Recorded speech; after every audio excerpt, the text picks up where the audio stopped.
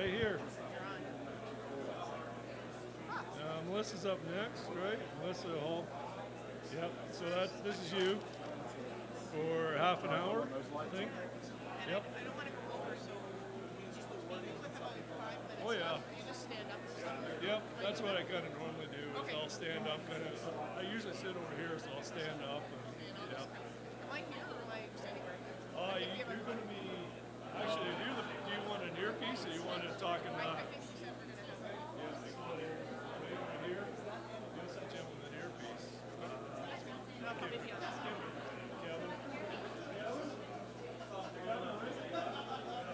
This is our first speaker, so I don't know if you're going to got earpiece. Yeah, we got a bit of time, but yeah, I can put her on now. That's who you're going to see. We're in no rush yet. How are you? These are live streaming, guys. Jimmy's going to tell you about first name.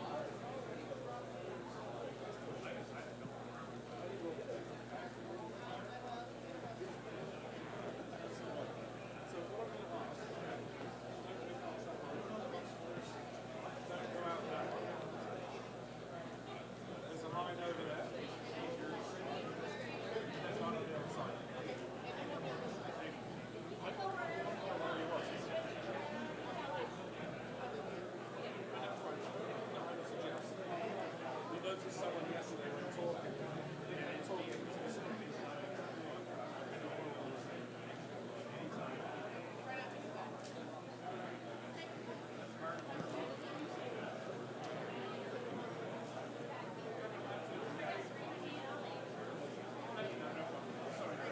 Put this on now then. Can you drink coffee at the same time? You can do everything you want.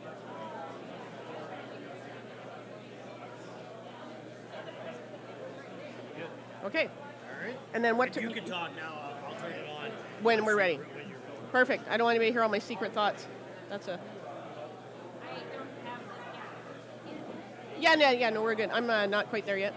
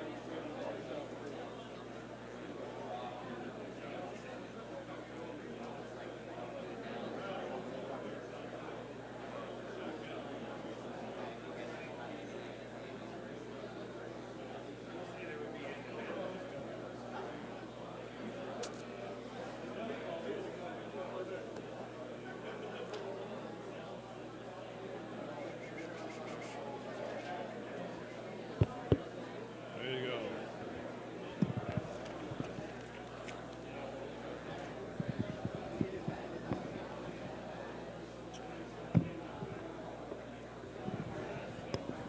What's this thing? I guess. Good morning. If everybody could please take a seat, we're going to get rolling here in the next couple minutes. So set your butts down in the chair and we'll get rolling.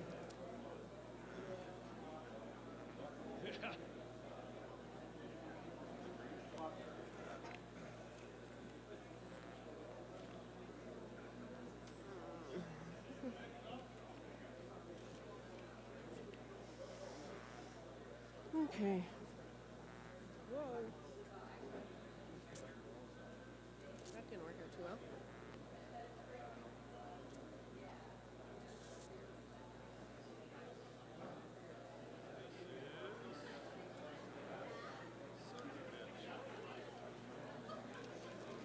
I looked down and it fell out. Oh, really? Yeah, what'd I do wrong? I won't look down anymore. Maybe pull your glasses off. Yeah. Put it. I had a lady do that yesterday too. Put her glasses on. Yeah, it felt really secure, but it was, Does that feel better? yep, it does. Okay. Thank you.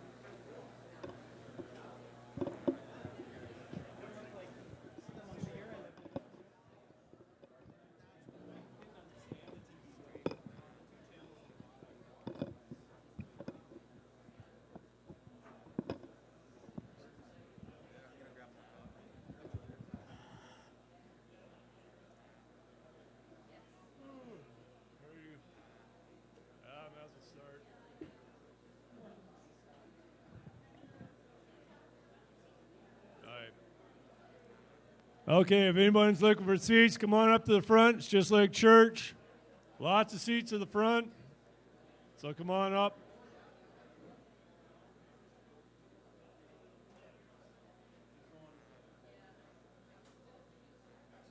Cell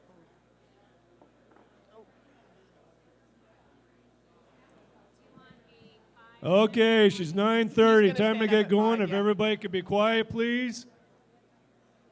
Please. Guys, come on, please. We want to get going.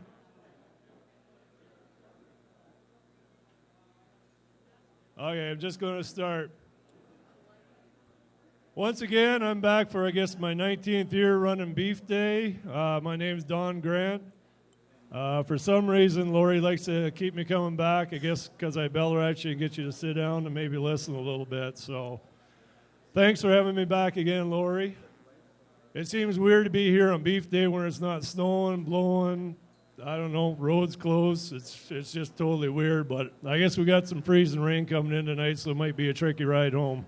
Hopefully not, but anyways, I'd like to welcome everyone to the 53rd annual Farmers Week on Beef Day. Wow.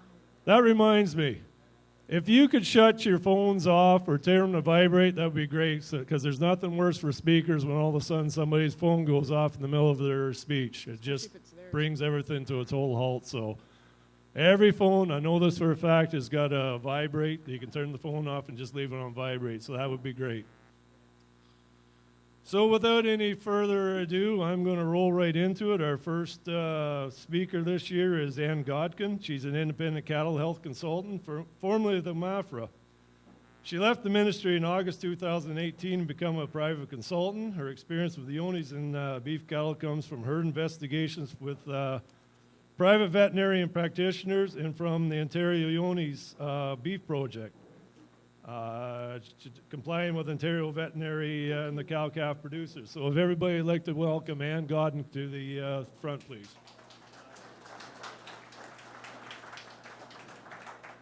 Thanks, Don. Can everyone hear me okay?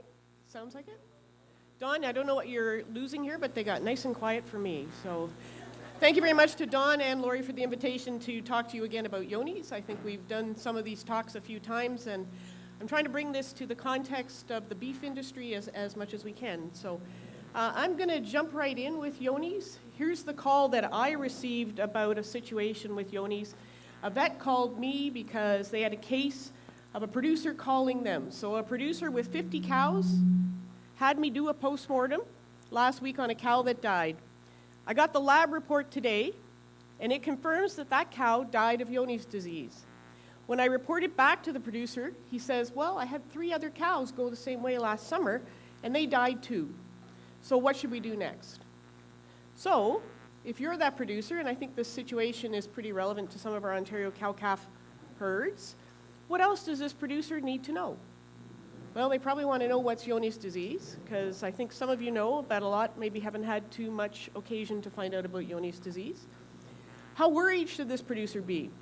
What does this diagnosis mean to the rest of the herd? What should they do next for their own herd?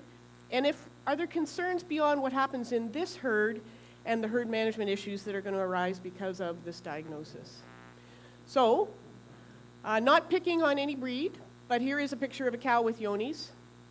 And what do you see? I know that 95% of the producers on our beef project in 2010 to 2013 can recognize the clinical signs of Johne's in a cow if I ask them.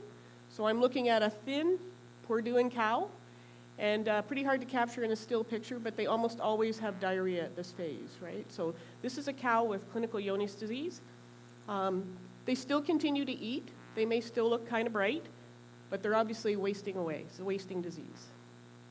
So, Johne's disease, a bacterial infection, Mycobacterium avium paratuberculosis, a big mouthful. I'm not going to say it more than once, so from here on in, we're just going to call it MAP.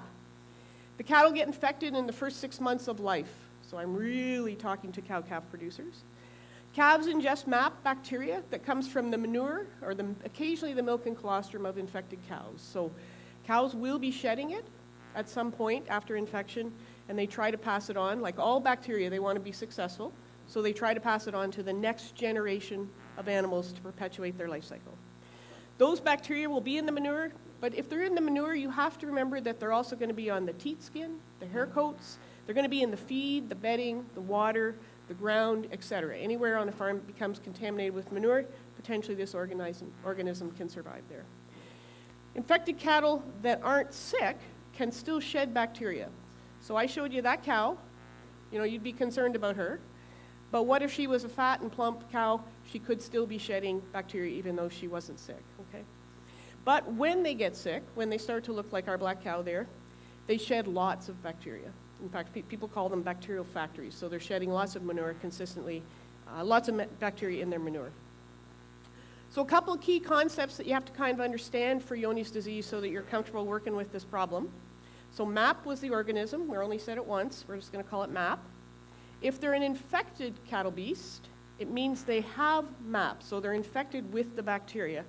But it doesn't mean that they're sick, and it doesn't necessarily mean that they're shedding the bacteria. It just means the organism is in their body.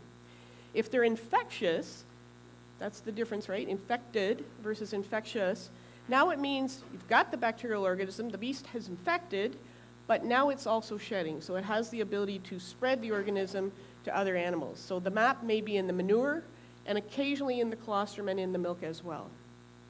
Johne's disease, we talk about it kind of glibly. In fact, I even put it in my title, what do you need to know about Johne's disease? It's only Johne's disease when they're sick. So they've got MAP, they've gone through, they're probably shedding, so they're also infectious, and now they're that thin cow with diarrhea, they're actually sick. Poor doing, weight loss, poor mothers as well. So this is where Johne's disease gets complicated, but you just kind of got to think of it simplified and streamlined. And I'm kind of a pictorial person. I got to see things in a picture. So here's the Johne's journey for infected beef cattle. So these are animals that are now exposed and infected. They start off, usually at birth, uninfected. The vast majority of animals are born uninfected for all intents and purposes. Then they get exposed to the organism, and so from birth to 6 months or up to a year occasionally, people feel that this is the most common time that they become infected. For beef cattle, for me, I like to limit it to talking about 6 months because that's when calves are with cows and bulls, right? That's after 6 months, they're going to be weaned, they're going to be separate, they're going to be with their own kind. There might be some spread, but not very much, really, okay? In this early phase right here, they're infected, but they could test negative. So for the first couple of years of life, I don't really have any way, nor do you, of telling which animals have MAP and which ones don't. As they grow, 2 years, and then they become a mature animal, the disease also progresses, sometimes fast, sometimes slow, depends on a bunch of different factors. But as it progresses, they're eventually going to start to test positive. So here we have infected, and now some will test positive. If I'm really early, young animal, early in the course of the disease, probably still going to test negative, right? we talk about 10% at best at 2 years. So if I have 100 animals infected, 100 2-year-olds, if I ran blood tests on them all, I might only find 10% of them that I know have Yonis. On the other hand, as they get older and progress, the disease grows with them, if you think of it that way. They get older, probably going to have a pretty good chance of finding them positive with the test. And if they're sick, like my black cow, those animals test positive. So I'm pretty sure that I can confirm if they're thin and poor doing cows and I blood test them, I probably can confirm whether they have Yonis or not. So we're back to this concept again here. You have to always remember infected and then progressing into infectious eventually at a different rate. Not every animal goes at the same rate, and that's where we all get a little stressed about knowing what they have. My guy with the 50 cows wants to know, how did I get it? It's pretty straightforward. I think for all intents and purposes here, it's the introduction of infected cattle, okay? So in our Ontario study, was referenced, the Yonis beef study, only 3 of the 68 farms that were on that study had no introduced cattle. So I think cattle movement's pretty common in the cow-calf industry. I'm putting that down. That should be in headlines. Purchase shared of infected cattle is how it moves farm to farm. There's some maybes. Maybe it could move farm to farm in the manure from farms with infected cattle, but you can imagine what has to happen. I have to have manure that has the organism. I have to carry it to another farm. The organism and the manure have to be ingested, eaten, by other animals susceptible to infection, so probably calves, again, young calves, and then the infection has to progress. It's kind of unlikely, okay? So really, movement of animals is the real reason. Other possibles, people always want to be concerned about the possibles, but really unlikely when you think about how it would happen. Feed, wildlife, water, semen, people, advisors, people, visitors. I don't know of any instances of these things being documented of occurring for the spread of Yonis in beef cattle. Okay, so very unlikely. Focus on the movement of infected animals. I think a lot of people say, well, I come early for the Yonis talk. That's a dairy problem.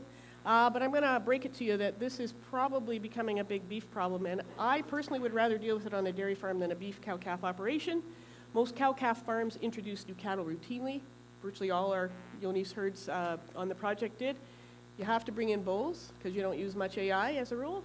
You have to bring in new genetics. So how are you going to do that without moving live animals, cows or whatever, or heifers?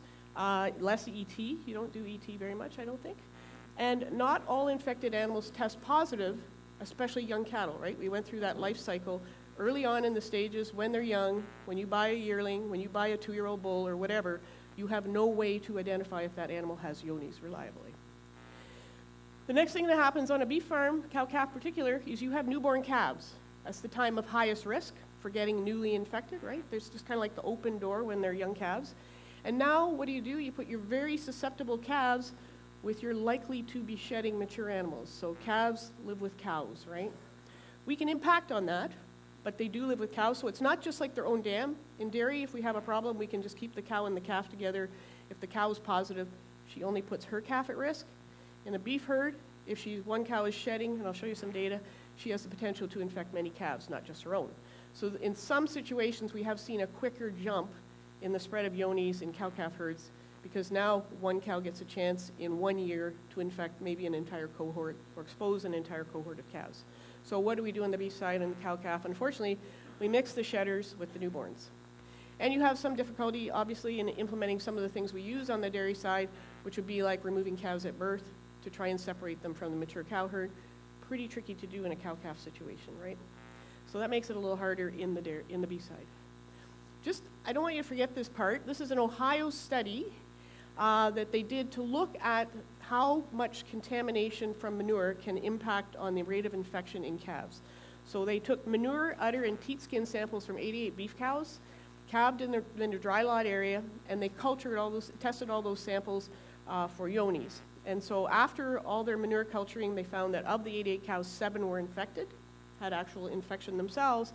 But then they went through all the cows and cultured the teat and udder samples that they had collected as the cows calved, and they identified 33 cows of the 88, so way beyond the 7, that had positive MAP cultures from the contamination of their teat skin. And some of those cows had very, very large numbers of MAP stuck to their teat skin, basically in the manure. So Conclusion, infected cows, contaminated the calving area or the wherever the calves were going to be born, and potentially, here's an example of many calves exposed when there was only a few cows actually shedding the organism. So keep this in mind when you look at how this happens if you have the misfortune to bring it in. Sounds pretty doom and gloom so far. I'm always worried at this point in the talk that everybody's kind of just turning off because they're a little depressed about this. But there are factors that you influence that will influence the exposure of your calves to this organism, to MAP. So here's a very pastoral cow-calf. Looks like they've got probably 40, 50 acres to themselves there. Happy, healthy. Here's another situation that we sometimes see too. Here's cows and calves housed, probably January, February, March. And what's the chances, the difference of those two situations, this calf versus that calf, in being exposed to manure contamination on teat skin of cows, a bedding of its own hide or hair coat when it lies down in the different environments. Just a tiny little sidebar here. In those two situations, pasture and out here, which of these two calves situations are at greater risk for diarrhea? Okay, some wise wag over here with a marketing angle says the one that's not vaccinated. But I would argue, never miss a chance to disclaim when someone makes a claim. I said exposure, right? And get sick, greater risk. So two things have to happen here, right? You have to get the organism in your mouth if you're a calf, and then you have to lack the immunity to fight it. Okay, vaccination stimulates the immunity, so hopefully we have that in place for Rhodocorona E. coli, and we'd have some protection. But in terms of exposure, we have no vaccine for MAP, and who's going to be exposed, right? So I guess the good news picture is this is the old fecal-oral transfer. I particularly like giving this talk right before lunch, okay? And we have numbers of diseases that are fecal-oral transfer, and Johne's or MAP is going to be another one of those. So mature cow to calf, many diseases. So I got MAP, that's our biggie today, but also E. coli, rotocoronavirus that causes diarrhea, cryptosporidia causes diarrhea, nasty, nasty one to deal with if you get it in your herd, and coccidia. These are all fecal-oral transfer from mom to baby. So MAP is just another one, right? So the good news is if you don't have calf diarrhea and you're not dealing with that on a regular basis at calving at this time of year, then in fact you're probably not transferring MAP because E. coli would be a good marker for fecal-oral transfer rate, right? Rhodocorona, E. coli, crypto, all those things are measuring the fecal-oral transfer. On the other hand, if you are routinely or periodically dealing with diarrhea in calves, you're transferring other organisms as well that you're not really thinking about. So, bonus, today's big bonus time, the same management programs can control more than one kind of disease. So if I can keep manure out of the mouths of calves any way I do it, preventive practices for calf diarrhea are also going to help protect your calves against MAP infection, right? So how common is MAP infection? I walked in here today and I've already been asked this. Probably not a big deal in the beef industry. Well, the real answer, I think, is no one knows for sure because we have no large surveys. So I'm going to put a plug right here in for the National Beef Survey that's starting to collect herds. You may have had some notices about that from the University of Guelph. If you really want to know how common this is, we need some survey data. I'll show you what we got. It's kind of depressing. So we did Ontario 2010, 68 cow-calf herds. They voluntarily came forward. Some came forward because it was a chance to learn more. They don't have the problem. And I would honestly say that some came forward because it was a chance to get a free herd test for a problem they already knew they had. So view this prevalence data with caution, but half of them had at least one test-positive animal. That was on blood testing with an ELISA test, half of them. And some people would say, well, one, not a big deal, but half of the half, or 27% overall, had 2+ positives. That's a herd problem, right? That's a herd problem. Western Survey, Alberta, Manitoba, Saskatchewan, 2014-2017, they have a project that's been a beef survey ongoing where they follow 100 herds for health problems over time. And they have 100 herds. They test 20 random cows and found 5.4% had 2+ positive heads on the same kind of test. So is it really, really common in Ontario and really, really rare out west? No, you can't say that from here. Those are the two surveys we have. We need much more information about this. I think there's good evidence here that on the purebred side, selling seed stock animals, you want to be concerned. Meanwhile, back at our case herd, not to forget them, had a dead cow. Remember, the vet did the postmortem and sent the samples away to the lab and got back. There's no doubt about it. It's Johne's disease. Animal had a gut that looks like this. It should be nice and smooth and shiny like a bald man's head. Instead, we've got these raised ridges, which are full of cells that are immune cells that are triggered to be there by the organism. And you can see why these animals lose weight. They can't absorb any nutrients. And they also get diarrhea because this is a malfunctioning gut. So what about the rest of the herd now? Got a dead cow, got an absolute confirmed disease, no doubt about it. Most people would want to know, how big is this problem? Do I have more infected cows? So we'd start off by asking a few questions. First one for me would always be, so what's the history on this cow? Was she born on your farm, or did you buy her from someone else, get her from someone else? And if she came from somewhere else, because she's got someone else's prefix in her name or something, how long has she been on your farm and how many calves has she had? So how much chance has she had to spread it? And then, of course, the age-old question I think that people wrestle with is, should the herd be tested? Should other animals be tested? We really only have 2 testing options in Ontario. It's pretty straightforward. You could do culture, or you could do a blood sample and do an antibody test, which is called the ELISA test. And then after we do all this and we're trying to get a size of the problem, we're going to have to make a decision. Should we make any changes to what we're doing in our farm with our herd? So just to look at testing for a moment, because I know people always wonder about it. Blood sample, and we test it with an ELISA testing Guelph, testing for antibodies, so it's a byproduct of the immune response. Can't really use it on cattle less than 2 years old, so if you bought a bull that's 18 months old and someone said, I tested him for Johne's and he's negative, they can't. They may have got a negative test, but it was too early to tell if the animal was infected. This test will detect roughly 30% of infected cattle. So remember I told you when I showed you the big life cycle thing there, is that early in the disease, 10% might test positive if they're infected. Later on, it gets better, maybe up to 90% once they're actually sick. And somewhere between 10 and 90%, you're testing 3-4-year-old animals, you're not really sure how many you're going to find. So it's very dependent on the age and the stage of disease, and it gets better with time. We assume positives are infected in the beef world, and negatives are not necessarily uninfected. So a positive's a positive. A negative might be negative, but it might also be an animal that just hasn't turned positive yet. Collection fee plus $8 a test, so pretty reasonable. You could take a manure sample, and you can culture it or do a PCR test, which is a test for DNA from the organism. The nice thing about the manure test is that it's a test for the actual bacteria, so you can see the organism. If you do get a positive on a manure sample, obviously the organism was in the manure.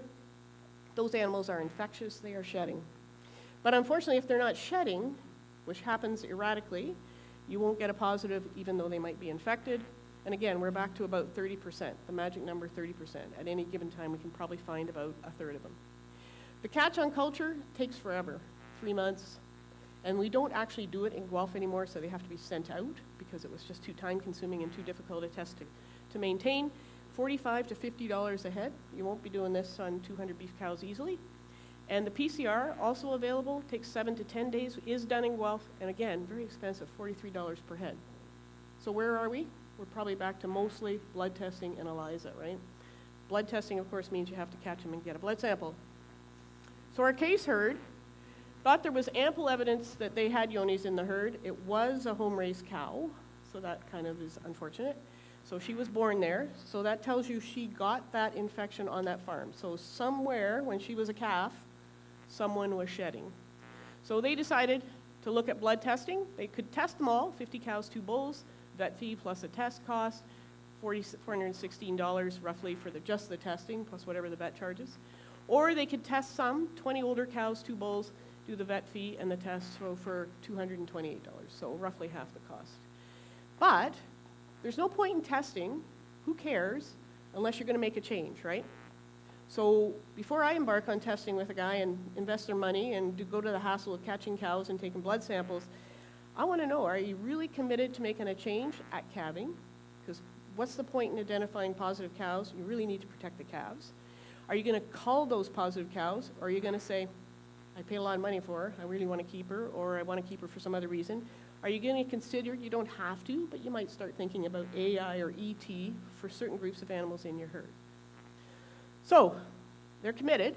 because they're really worried. They're thinking a little bit about those 3 dead cows that we don't know anything about. Remember back at the beginning? They know the one that has Johne's, but they're wondering about the rest. 22 head were blood tested, so they went for the cheaper option. They were all negative. Does this mean there are no more infected cows? Probably not. It's relatively good news, but there could be animals in early stages of disease that I can't detect yet. There's also the little catch that people have to remember is this cow was a 5-year-old cow. She got infected 5 years ago. Who's no longer in the herd that was there 5 years ago?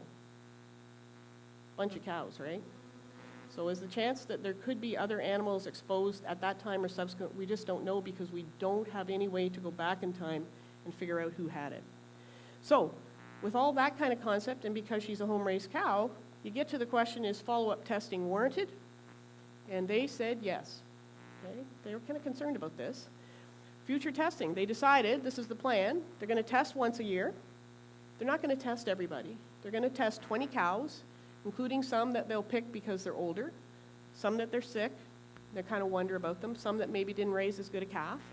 Then they might be relatives of this cow. She's got a heifer in the herd. Someday that animal could grow up to be infected. And they're going to plan for long term. This isn't a do it this year and forget about it. This is like, let's commit to this for 5 years, right?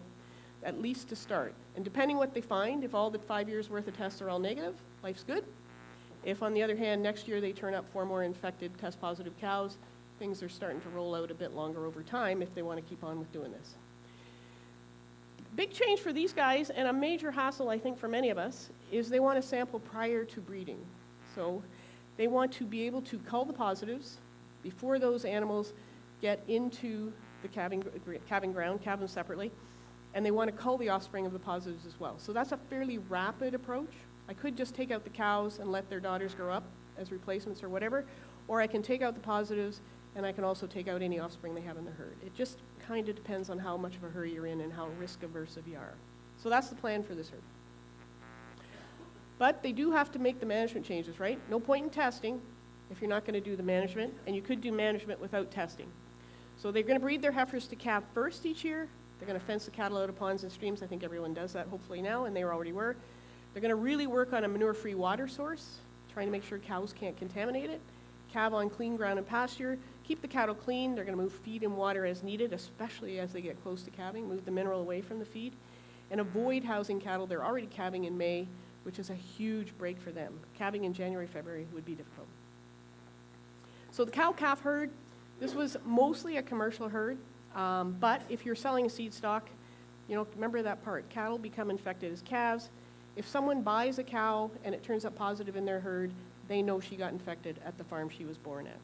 And it's very difficult to test young cattle, so it's hard to be sure that you're selling negatives. Last but not least, MAP diagnosis in the herd.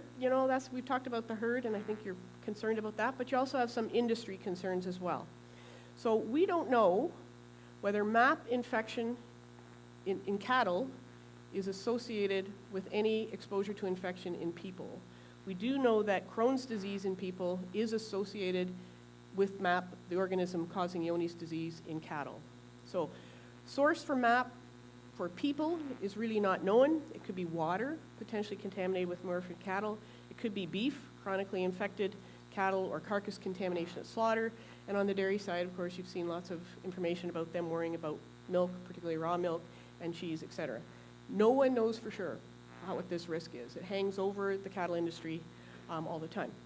Couple of projects of interest. First one was done in Guelph, was looking at MAP, the organism, to see if where they could culture it from in beef cattle.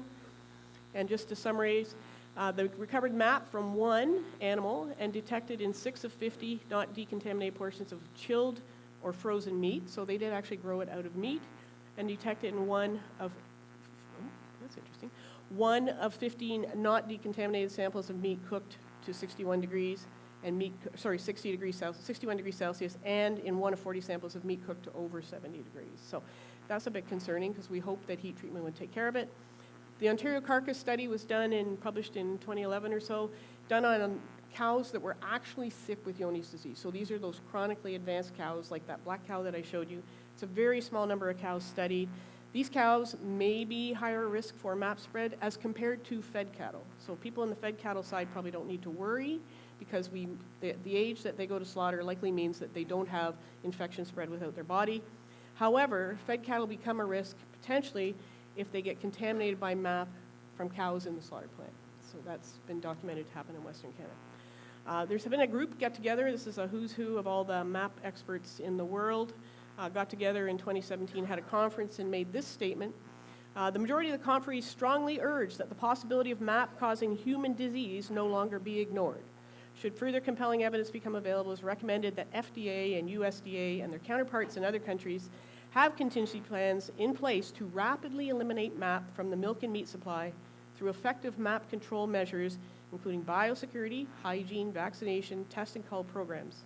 Even if public health measures are not put in place by the appropriate regulatory agencies, food producers are encouraged to offer food products from animals in MAP control programs. So throwing it back on industry to try and get ahead of this. Does that bigger risk kind of concept of the food supply change things for our case herd? So you might have felt when I was going through the case herd that the impact on the herd's productivity and their profitability was kind of minimal, something to be managed compared to the cost of testing and labor to change management. But can Ontario's beef producers afford to ignore the larger issue of food safety? So, something to think about. I'm going to leave you with a few key points. Cattle become infected with MAP as calves. Infected cattle shed MAP in the manure and occasionally in the milk and the colostrum. It moves farm to farm on infected cattle. The other things don't really matter. Testing won't find all the infected cattle, but gets better. It's probably what we rely on as they get older and as the disease advances. And control programs are long-term propositions. We're talking years here, not months. What should you do? Try not to bring infected or high-risk cattle on your herd. Minimize the number of animals you introduce, so if you can use AI or even ET, it would be good. Buy only from herds that test and share records and whose records confirm they have little yonis. There is no such thing as yonis-free herds. Doesn't exist, right?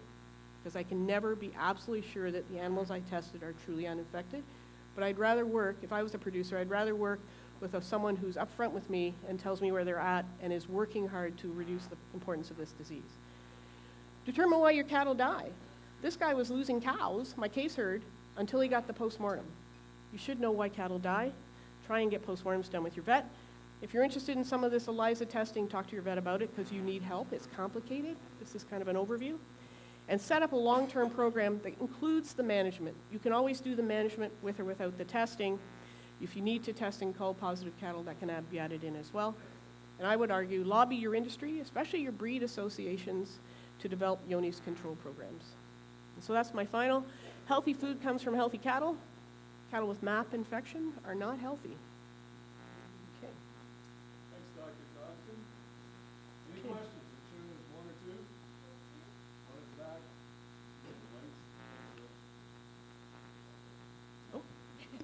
Lori won't let me yell. As a feedlot operator, backgrounder feedlot operator, I'm counting on that intestinal tract to be in good shape in the calves to absorb nutrients and gain, feed conversion, whatnot. Should I be concerned about Yoni's complications coming in on my wean calves or yearlings from a performance and management standpoint? Okay, so the slide I showed that showed the intestinal tract with the infiltration of the cells and all that, that is advanced Johne's disease. It would be very, very unlikely to see that in a younger animal. So 2 years and younger would be extremely rare. I think in all these years I can tell you maybe one. They could test positive, but having those changes in the lining of the gut would be unlikely, so it would not be a worry. They may have the organism in their lymph nodes, but the infestation of the gut is probably unlikely, so I wouldn't worry about that. Got the question? Jamie? So the testing we do have, those are tests that were established recently, a long time ago. Is there new tests being developed, or Yeah. is that part of the problem that they still, like it was a very low Success, yeah. success rate, yeah, Yeah. accurately telling us. Yep. So the question is, you guys can hear them all, I guess. About how good are the tests, I think, is part of the question. So the ELISA test, which is the test for antibodies, continue to be developed. In fact, the ELISA test that's being used now in Guelph and in various places in Ontario is probably developed in the last 4 or 5 years. They keep stepping it up, and there, you will see that test change over time. Yeah, the problem is not with the tests, the problem is with the disease, right? So it's, if you get exposed to a cold virus today, you're sick in a week. If you get exposed to a MAP organism at 1 day of age, you may not be able to detect that for years and years. It's the slow progression of the disease that's the problem. So these tests, I always say, are amazing at the tiny amounts of antibody that they can consistently detect. The problem is the antibody's just not there. Will there be new tests? Yes. People are looking at other measures, ways of measuring the immune system response to MAP other than antibody. So there are other components from the immune system that fight infection, and you'll see tests doing that. I don't think you're going to see those in the next 2 to 3 years. I think that's a 5 to 10 year timeline. So I had a producer that felt he had a problem, and he was trying to tell me that there was a better test available in Europe. Is there any truth to that, or would there be any reason why a test available in one country isn't available in another? So tests have to be validated and then licensed. Here in Canada, we only use tests that are licensed by Health Canada and CFIA. And so there's a possibility that they would have different tests, but researchers compare these tests. There's an endless body of research comparing one test to another and looking for the tests that are better. It wouldn't be substantially better. And what we're doing now, when we have only a 30% detection rate, doesn't matter if we have a 30% detection rate or a 31% detection rate or a 32%, right? It's the big scheme of things. So I would argue that it's probably not worth worrying about that. That's a small thing to worry about. More important, getting the samples and getting some kind of a program going. I think that's, if you have any other questions for Ann, just see her during the break or lunchtime. I'm here but all day. You're here all day, so that's perfect. Thank you very much, Ann. Thank you.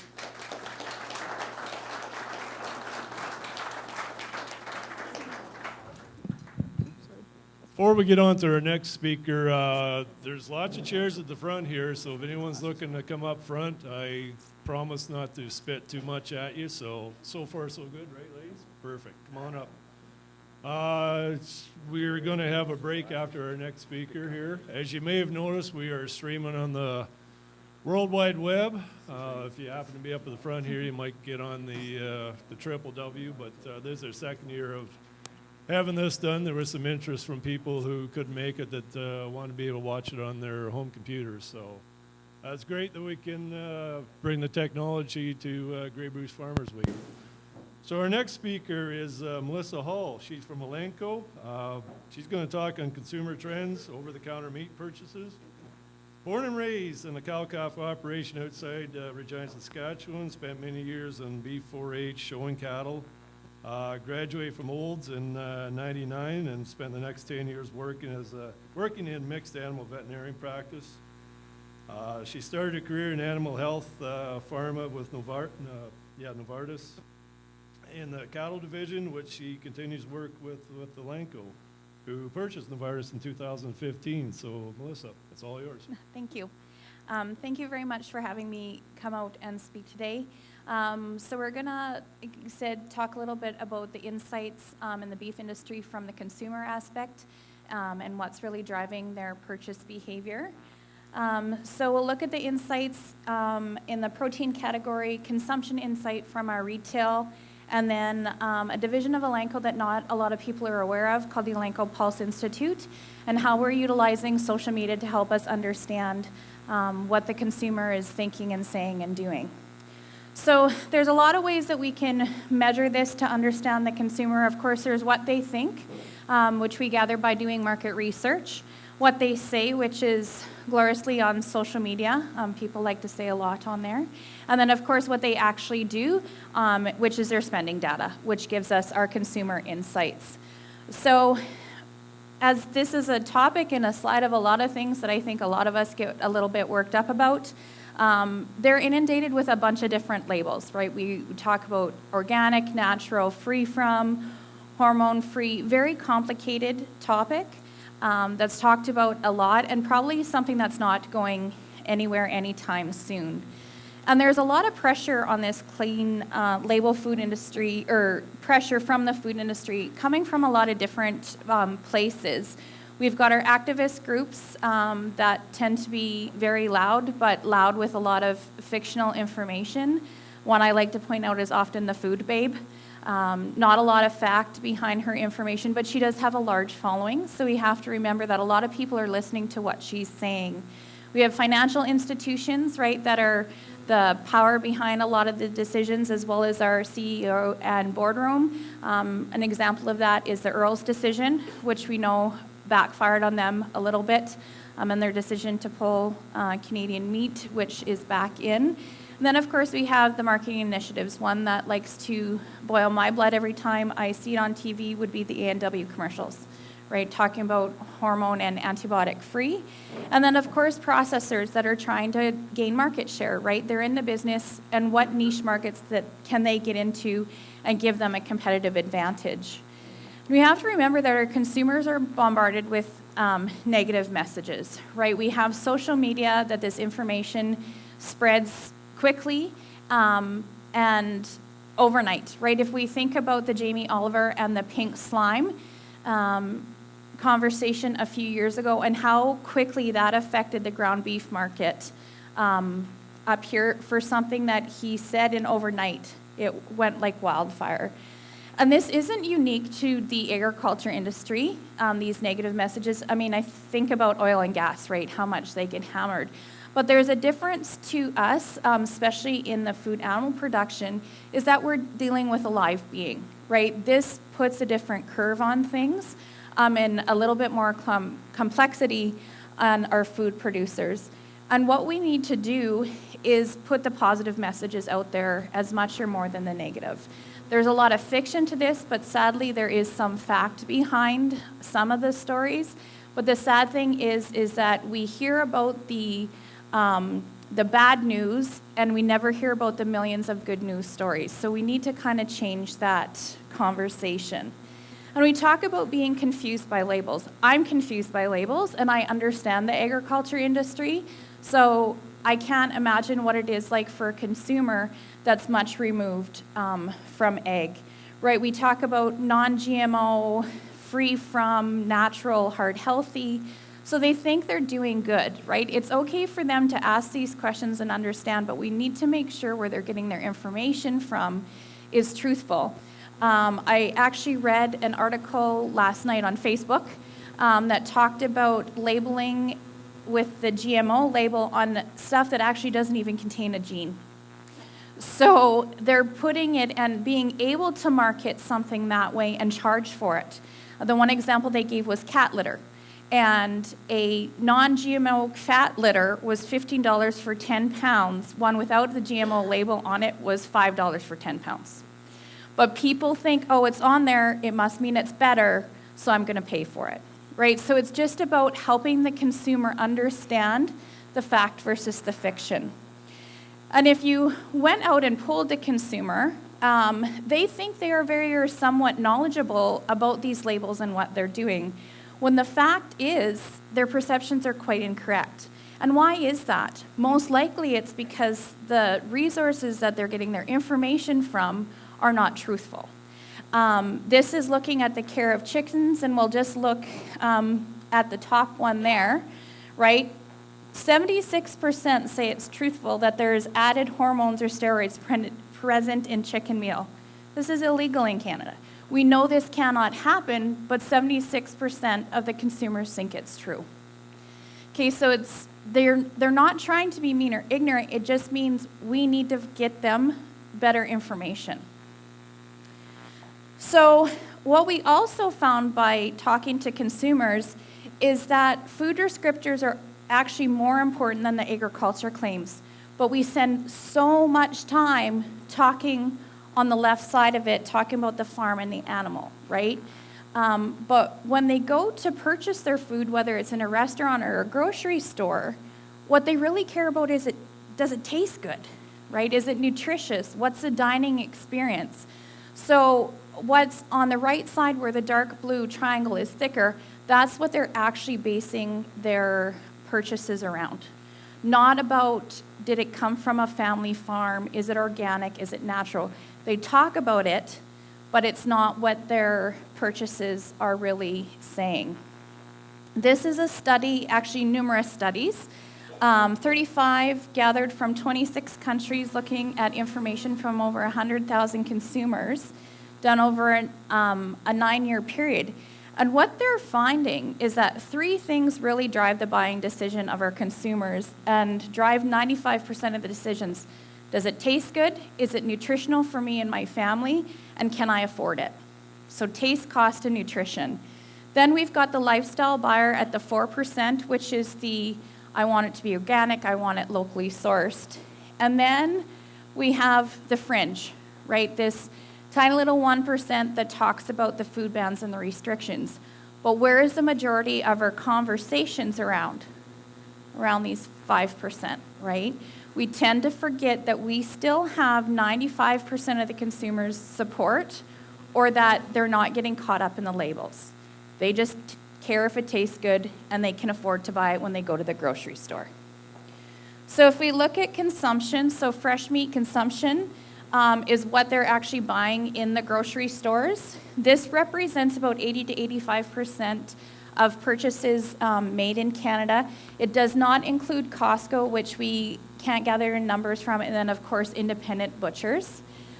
Fresh meat, of course, does not include prepackaged, so lunch meat and hot dogs. And branded just mean, is it grocery store, like our Compliments, Simply Irresistible, President's Choice, that kind of thing. And then, of course, the free from label, free from antibiotic, free from hormone. And then conventional means it can be, antibiotics can be used, hormone can be used. So if we look at the total meat category for 2017, total fresh meat was 7.1 billion, and conventional represents 97.3 of that. So again, when we talk about it and get really worked up and worried about it, we're looking at a really small piece of the pie. We forget that we have 97% of support from consumers when they go to buy their groceries. Not saying that the smaller part of the pie isn't important to talk about, but we have to remember that a lot of people are still not buying the free from labels. Now, the free from category is growing at 21%, but it's growing in 4% of the market.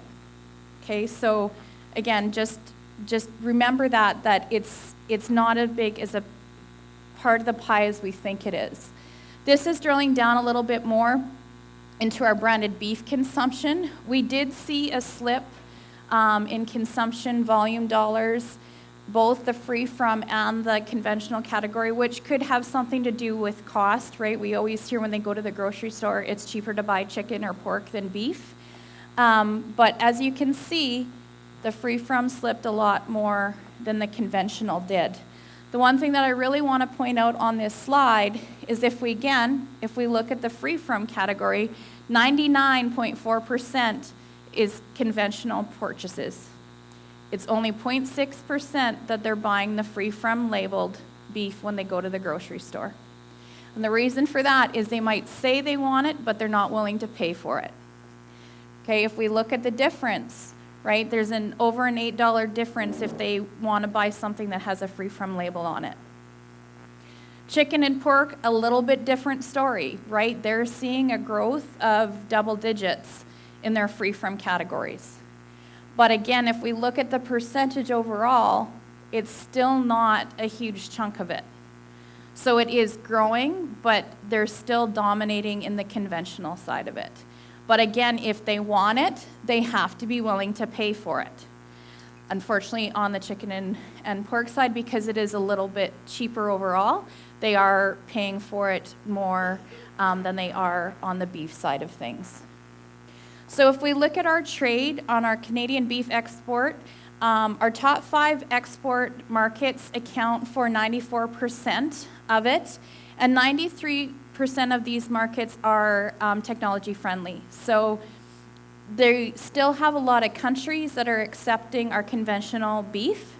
And we like it to stay that way because this is where we can see a bigger impact very quickly, is if one of these countries decide to change their minds overnight. The really good thing is we see Japan stepping up into number 2 spot right behind the US because we have an opportunity for a faster growth than any of the other countries following behind. The other thing you have to remember in our Asian countries is our middle class is also growing. So with middle class growth comes demand for meat protein, and especially red meat protein. So we have a lot of opportunity with Japan, which is very technology friendly. So this is a very good news story for the beef industry. And now we look at social media. It is going nowhere. It is here to stay, whether we like it or not. We need to embrace it, and we have to get used to it, because this is how our information is shared nowadays. And we need to make sure that the information we get out there is more factual than the fiction, right? Our voices have to become just as loud or louder. If we look at it, we have 3 billion active users on social media. 45 million are discussing their pets. Dog and cats. Anybody watch cat videos? Doug? All the time? 3 million are discussing agriculture, right? So if we think about it again, those of us in the industry, if you were to ask me that, on my feed, I see a lot of agriculture conversations, but that's because that's my friends, the people I follow is ag, right? So I think that's what everybody is talking about. But if we look at it overall, there's a small amount, 3 million compared to 3 billion, but it doesn't mean that it's any less important. But we just have to remember that when we get really worked up and overwhelmed and consumed, that think that everybody is so anti-ag, that it's a small amount, right? Way more people are talking about their dogs and cats. If we look at it in monthly numbers, Facebook is still the giant, right? We've got 2 billion active users in a month on Facebook. This is where the conversations live and grow and carry on. So I think the thing is this, don't be afraid to get involved in these conversations, right? It doesn't have to be an argument, but tell your story. It's a really good story to tell, and we need to be willing to get the information out there. Instagram is actually a growing platform that we're seeing used more and more to start sharing. I know I have some people that I know have given up Facebook and kind of live on Instagram only. So what businesses and industries are trying to figure out is how do we engage users on the platform now on Instagram as much or more than Facebook. Twitter, they kind of call Twitter the news leader. They say the story starts on Twitter, and then the conversation carries on and lives on Facebook. Snapchat, I really don't think we're going to see this become a conversation leader and platform, but we still do see 179 million daily snaps, but they disappear quickly. So we still do have LinkedIn, but the thing about that is still it's more an employee-employer kind of base to align people that way on the employment side of things. So this ties in, like I said, the Elanco Pulse Institute, which was established about 4 years ago now. And what the reason behind this department was is we wanted to, like I said, embrace social media. And how can we use it to our advantage, not only as an animal health company, but as an agriculture company that helps our producers supply not just our country, but the world with food, right? And how do we listen to what the consumer is saying and help answer those questions and really engage with them in these conversations instead of just kind of hiding and staying out of it. So what they do is they have a whole room that all they do, there's computer screens and everything, and they're following social media on a daily basis and listening to what the consumer is talking about. What are these subjects? What are the topics? What are the key points? How many times are we talking about the same subject over and over? Was it a one and done conversation, or is it something that's continuing on and getting bigger and bigger? And then learning from it, right? What are the topics? What do we need to reach out and engage the consumer with and have the conversations? Who are the influencers? Who do we need to kind of get on our side to help spread the word? Probably Food Babe is not the person they want on their side to engage in those conversations. And then how do we shape it, right? What stories do we need to tell and get out there and share your guys' stories, right? And those stories about why we need to use technology like implants or antibiotics and all these kind of things, and make sure that the consumer knows they're not a big scary monster. They're not a bad thing. They're something that's needed if we're going to supply the demand that we have without a huge impact on our environment. These are the monthly and quarterly reports that the Pulse Institute puts out, giving the overview of what they're seeing. And the topics that they follow is around animal welfare, antibiotic use in Europe, sustainability, and then they drill it down even into species, looking at beef, dairy, pork, and swine. So again, what's the context of the conversation? Who's driving that, or what is driving that, and then what's the impact on it? If we think about it, when Earls came out, Earls had in a word bubble, really big label. There was a big impact to it, but then over time, it went away. So that's kind of what they're trying to just is keeping a pulse on the conversations that are being had. This is a quote from Jess Simmons, which is the president of Elanco, that I think really embodies what Elanco as an animal health company is trying to do and help our producers and the food industry with. So as an animal health company, it's a responsibility to help farmers produce enough safe, affordable food in a sustainable manner while safeguarding animal health, welfare, and enhancing food safety. Right? Our common goal is to make sure that the consumer gets what they want and what they need, but we also need to make sure that the producer can do that in a safe manner and in economic manner, and also making sure that our impact in the environment is not greater than it is already today. We have to remember that by 2050, our population is going to surpass 9 billion people. That is a lot of mouths to feed. And with that, we're going to see an increase by 60% demand for meat, milk, and eggs. Right? As our population increases, like I said, so does our middle class. More people are able to afford these things.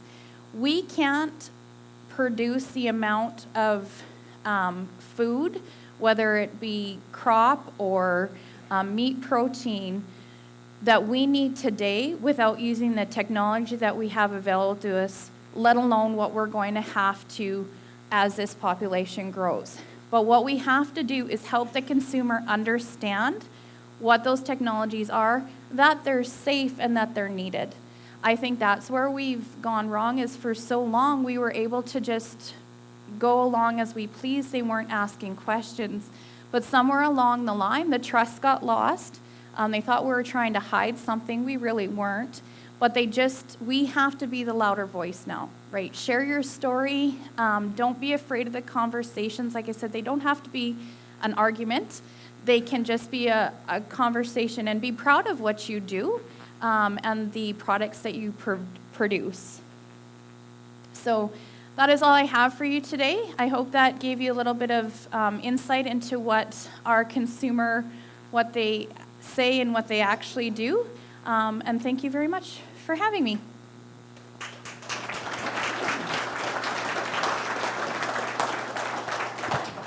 Thanks, Melissa. Any questions for Melissa? We have one up here. And there'll be another one at the back, I see too. Have you looked at or have any concerns with the new Canada Food Guide with the proteins?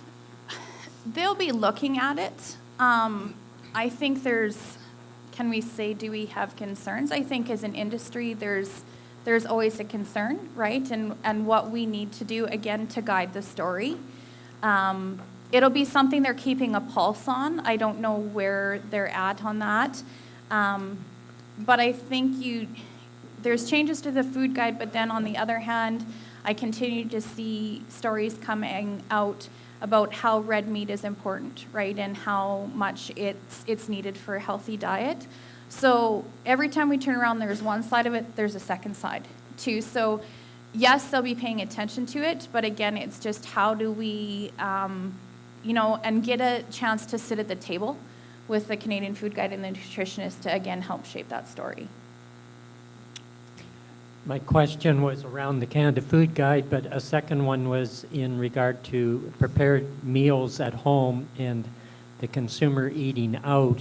And we have such a small percentage of people preparing food at home that we have to address providing a product that we can help them to eat healthier at home. Yeah. And that's the thing. It's interesting. I actually just had this conversation at Christmas time with my mom, is that it's all about convenience, right? And the consumer, we're going prepackaged, less nutritious, right? And I remember reading something that said that, in our developed countries, we're battling obesity, and in our developing worlds, we have starving people, right? So, and to your point, in our developing countries, it's all about convenience. And I think what I really like about the Canadian Beef Institute is that they're trying to understand and teach people how to use different parts and make it nutritious, but how can we do it quick, right? If I think about everything that comes up on my emails, meal prep in 20 minutes, right? It's all about how do we teach people to utilize and understand that when they go and buy a pack of hamburger, that the cost per meal isn't as expensive as they think it is when they go and buy the pack of hamburger and stuff. So again, it's around education, right? It's about having that conversation and how do we engage the consumer more and more, that they're not going and buying the freezer packs or the McCain Super Fries. Nothing against potatoes and McCain Super Fries, but that it's not always about ease and convenience, right? That our fresh meat and fresh produce can be just as convenient. What would you suggest a farmer that's dabbling on Facebook and he sees, and we're not good at it, right? But then you see misinformation shared on Facebook about something you've done on your farm. Mm-hmm. So the one situation, he goes on to defend his practice, and all of a sudden then he's got 350 likes for this person that is disliking something he did, and all he's trying to do is defend a good practice on his operation, and he doesn't want to bring on a whole bunch of protesters. Or how should you deal with that? Yeah, and I think I might direct that to you, Doug. I call him our media king. He is our super user. I think it's kind of the same principle. I find is it be prepared when you enter the conversation for that. There's going to be some you need to choose to get involved in and get out. But I think it's about keeping the conversation open and remaining calm. But you have to be prepared when you engage in them that it could start. But I'd say especially if it's what I like to do, and I don't know, I'd kind of point this, is to, if you're following somebody that has articles that can defend what they say that gives some scientific or actual factual background, is I would direct them that way. What would your advice be? Yeah, I think you're right, Melissa. Staying factual, Dan, Yeah. and not being confrontational. And if you don't feel comfortable going down that road, some days you just have to walk away. Yeah. Right. But yeah, tell your story, and don't buy into the emotional side of it. Is the only way to handle that. Any other questions? Raise your hands. Anybody back here? Perfect. Bang up job. Thanks, Thank you. Melissa.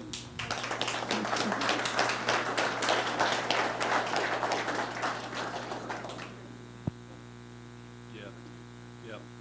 So we're going to take a break now. All these sponsors that are here today help keep our costs down. So please go around and talk to all the sponsors. They're more than willing to hopefully get your business and talk to you. And yeah, come back in 20 minutes and we'll do this all over again.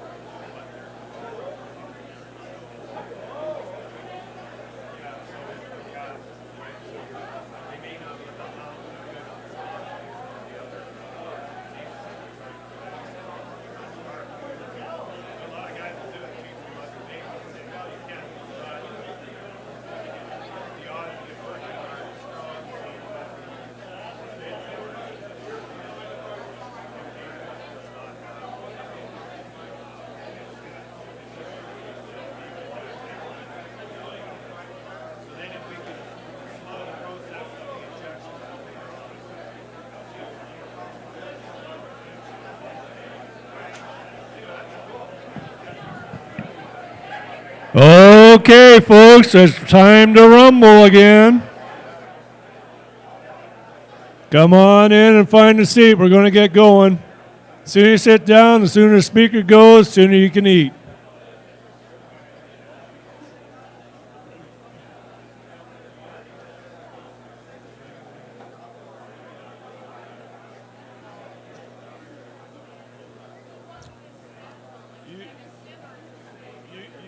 You can stand wherever you want to stand. I guess I got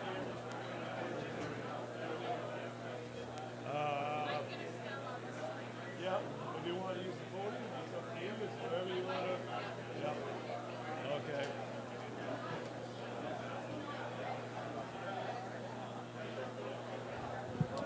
So just while we have a bit of time here, our premium sponsors for this week are Farm Credit Canada, BDO Canada, Platinum Media sponsor Country 93, CMR Insurance, Howick Mutual Insurance, Platinum Major Live Streaming sponsor, Trillium Mutual Insurance, Platinum sponsors for the entire week, Bruce County Federation of Agriculture, Platinum sponsors for Livestock Day, Scotiabank, Silver Beef Day sponsor, Beef Farmers of Ontario, Roberts Farm Equipment, Wallenstein Feed and Supply Limited, Gray and Bruce County Beef Farmers, Metzger and Chesley Vet Services, Solvet, Marquette Farm Drainage, Bronze Beef Day sponsors, Clifford Precision, Bullringer, Ingham, Animal Health, J-Lore.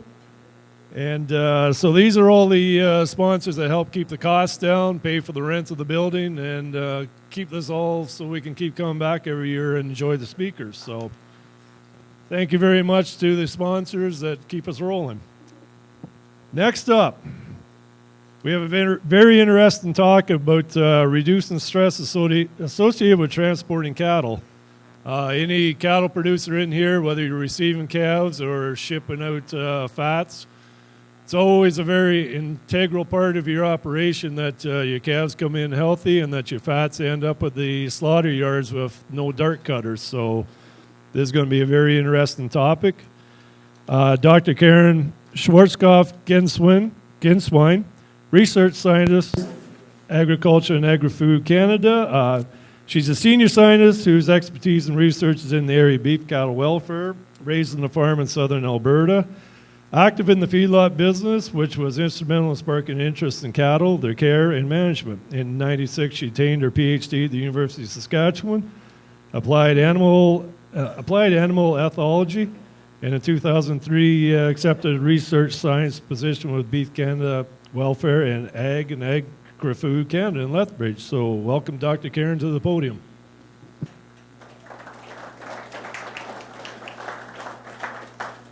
Well, thank you for inviting me. This is awesome. I don't think I've been anywhere north of Toronto, so this is exciting for me. I really would like to stay in the area and do a tour, so if anybody's not this time, I'm going to come when it's warmer. So I'll let you know, and hopefully some of you will be able to take me on a tour sometime. That would be awesome.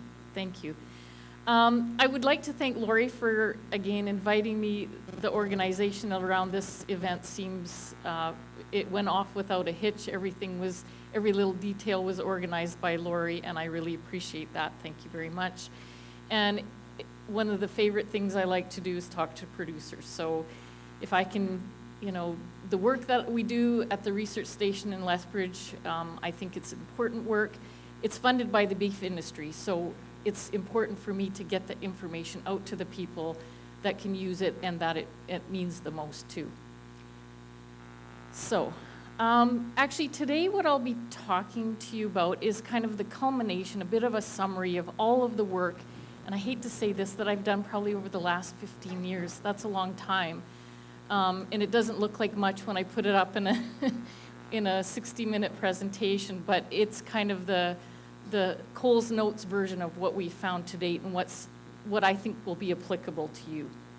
I would like to hold the questions to the end of my talk, so I'll give the talk and then hopefully we have 10, 15 minutes for questions, so thank you.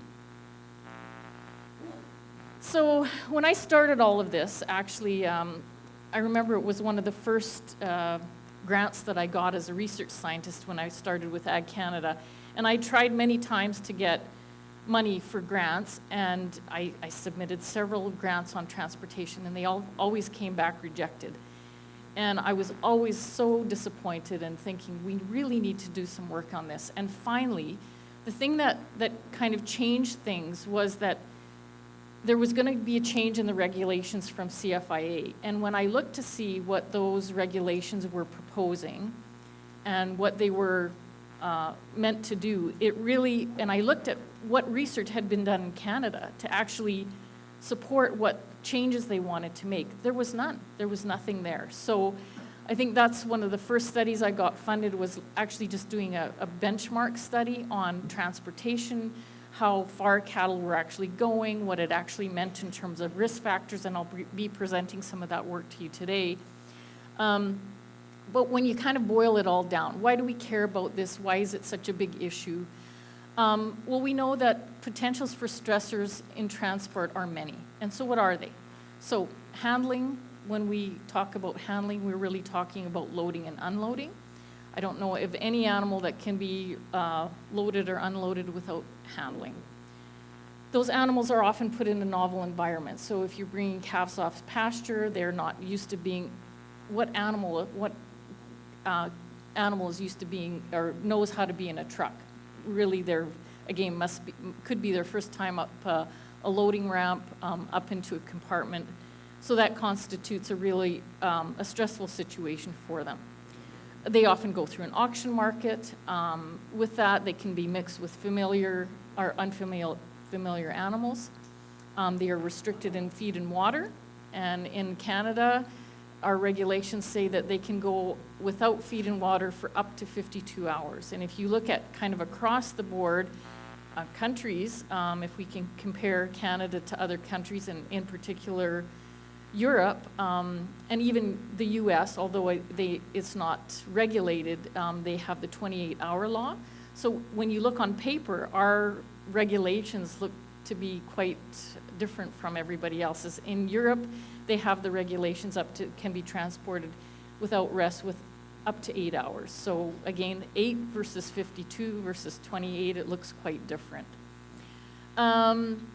Environmental conditions on the trailer, we started to look at some of those things, and that environment within the trailer can change drastically from what's happening on the outside. So I'll show some of that to you today. We always have to be conscious of loading density. Either underloaded or overloaded can be a problem.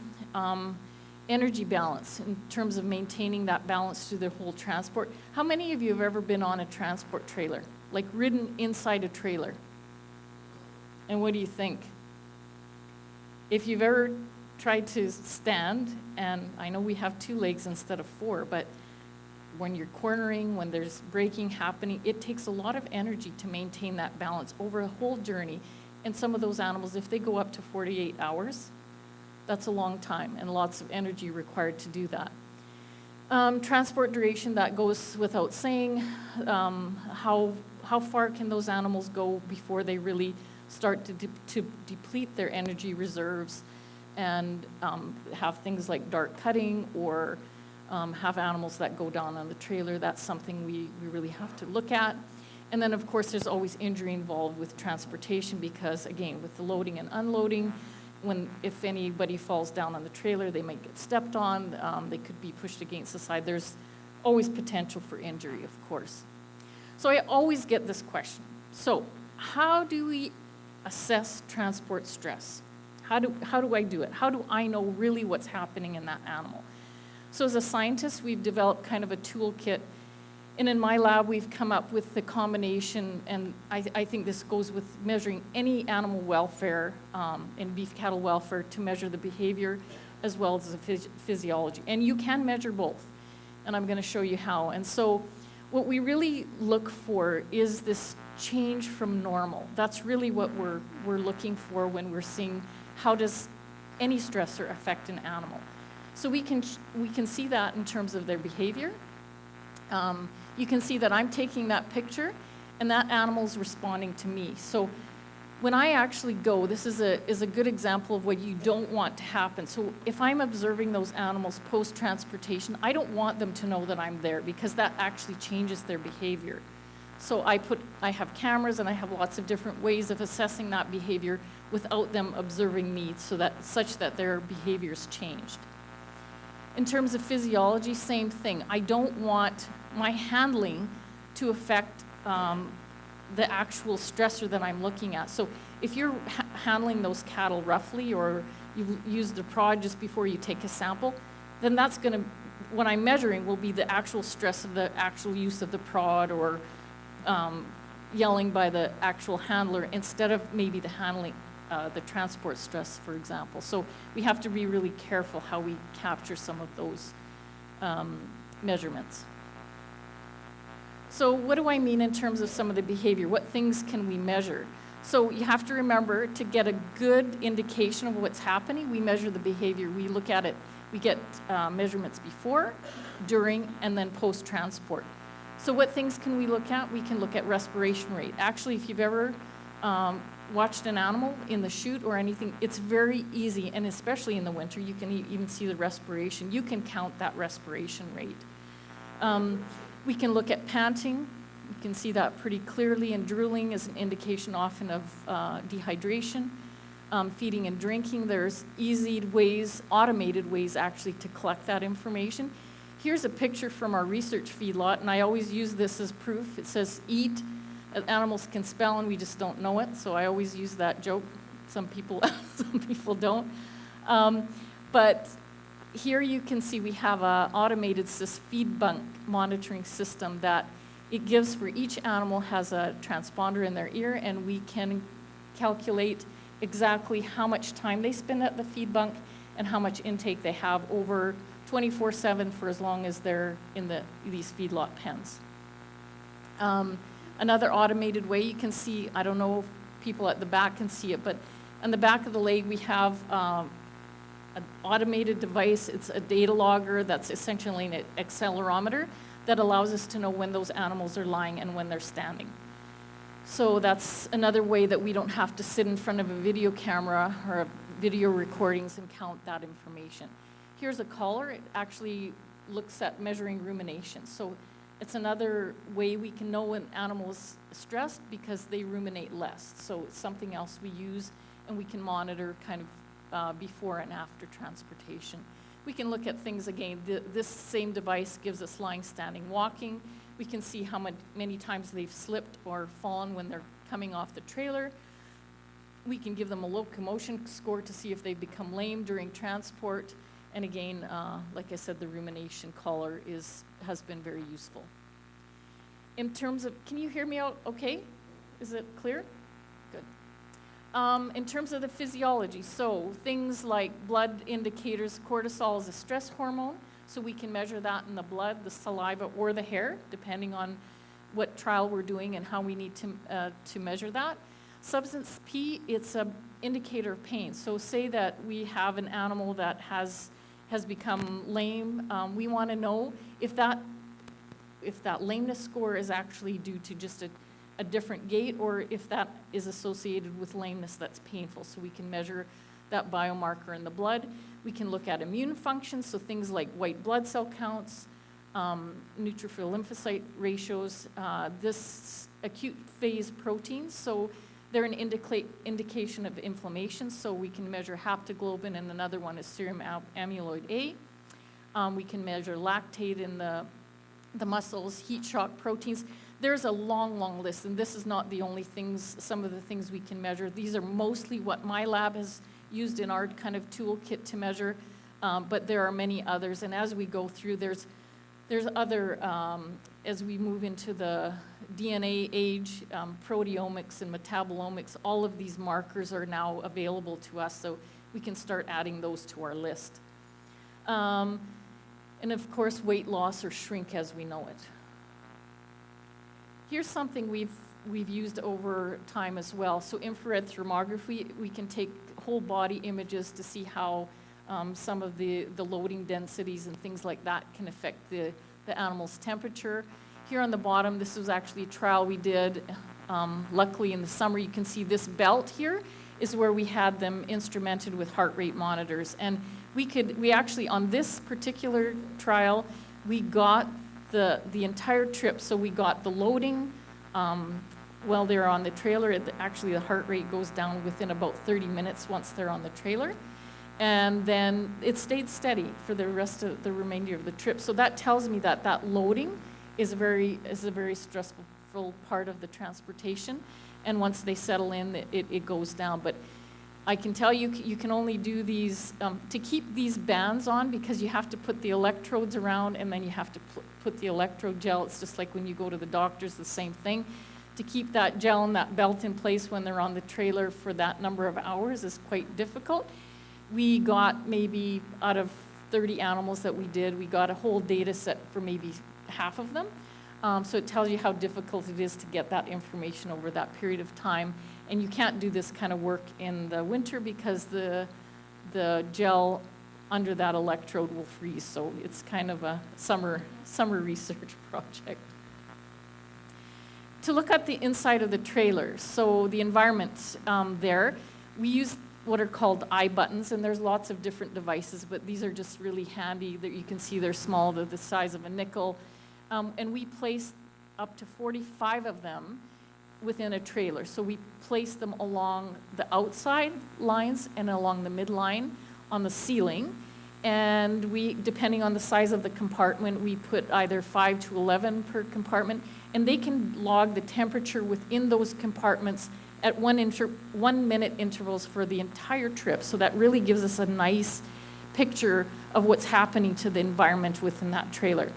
We also put them on the outside of the trailer because we want to know what the relationship is from the outside temperature to the inside. So if it's a minus 30 day, what happens in the trailer? If it's a plus 30 day, what happens in the trailer? This little hood we kind of made to put over the device because it would be sensitive to direct sunlight, so we wanted to know the actual ambient temperature, not just from the sunlight shining on it.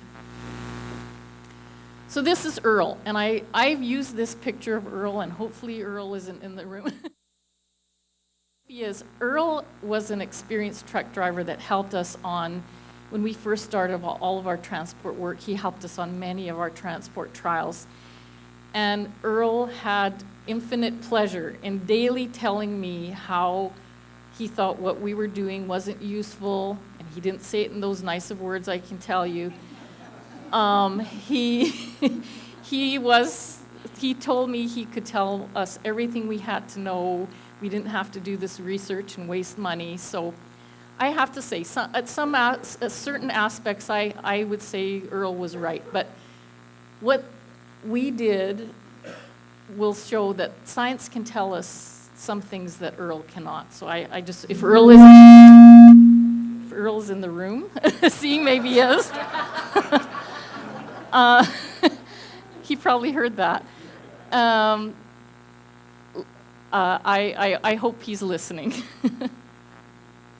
So this is, again, the kind of the first things that we did, the first trial that we did. We actually did a benchmarking study, and so we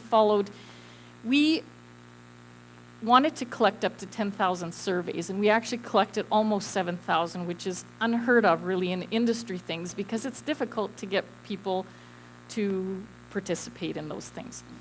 How we did that? Well, we worked with the trucking companies in our area, and what the trucking companies were so enamored by the trial to know kind of what was happening and what issues they had to worry about, that they told the drivers unless they filled out the survey information, they would not get their paycheck. So that's how we got so many people to participate in the study. It was a really good way to do it. So what did we actually find? And again, this is a summary of some of that information. So there is a strong relationship between temperature and shrink in the animals. We know that. What is it? For every 1 degree rise in ambient temperature, shrink increases by 0.04%. I don't know if you can see these at the back, but these are really nice graphs depicting. So the relationship between shrink, time on the truck, and temperature. So here along the side, we have the percent in shrink from 3 to 9% at the top. And along the bottom, we have the time on truck in hours. So you can see 10, 20, 30.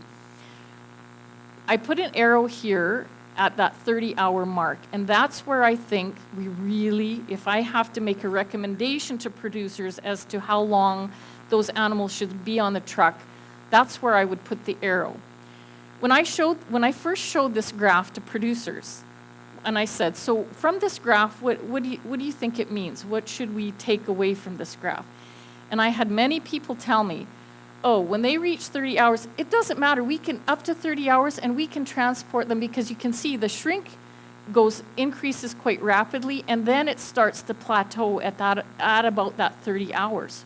So I had many people say, well, we can just keep transporting them because after 30 hours it doesn't matter. No, that is not what that means. It means at this point, those animals have lost all their water, so you're really getting down to tissue loss now. So they've lost their, gut fill, any water through respiration, all of those things. Now here you're getting to the point of tissue loss. So that's the point that I don't think we want to get to. We should back it off a little bit. So if somebody would ask me how long an animal should go, I should say, again, based on this research, about 24 hours. Here, again, another graph showing the shrink in body weight and temperature in Celsius along the bottom. You can see at about 15 degrees, it doesn't have to be that hot, shrink really starts to increase quite rapidly. And that's probably a factor of what the temperature is like in that trailer versus the outside temperature. You have to remember, animals, imagine being in a box that's not ventilated very well, especially if you're stationary, and the temperature in that box can rise very quickly because of the heat from their body, respiration, etc. Here's a little kind of a nice metric we put together we thought could be useful for truck drivers. And just to show you again, here's the ambient temperature in degrees Celsius along the side and the time on the truck in hours along the bottom. So if we took an example that it's a 20-degree day, and I go across here and that animal has been transported for 30 hours, that animal would have about 7% shrink.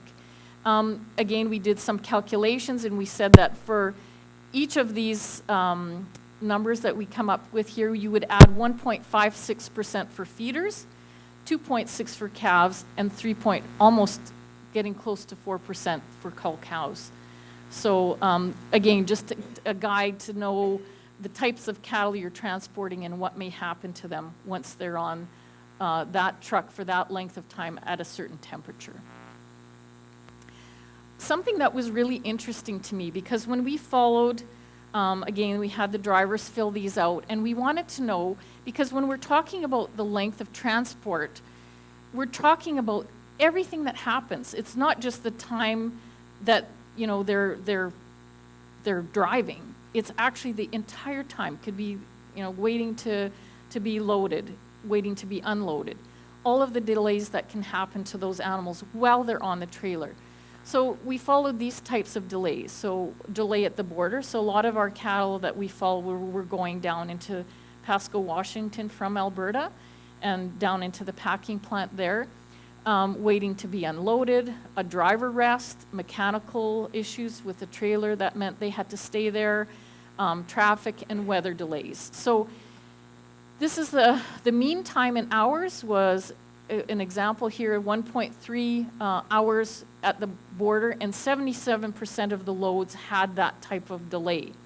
What was interesting to me is if you look at this maximum, so the maximum time they were in that delay, 15 hours. And that's not to say that this happened frequently. That was probably 2 or 3 times within the data that we had. But what it tells me is, if you think you don't know what's going to happen when you put those animals on the trailer. And if you think that it's only the length of time that it takes to get from point A to point B, you have to factor in things like this.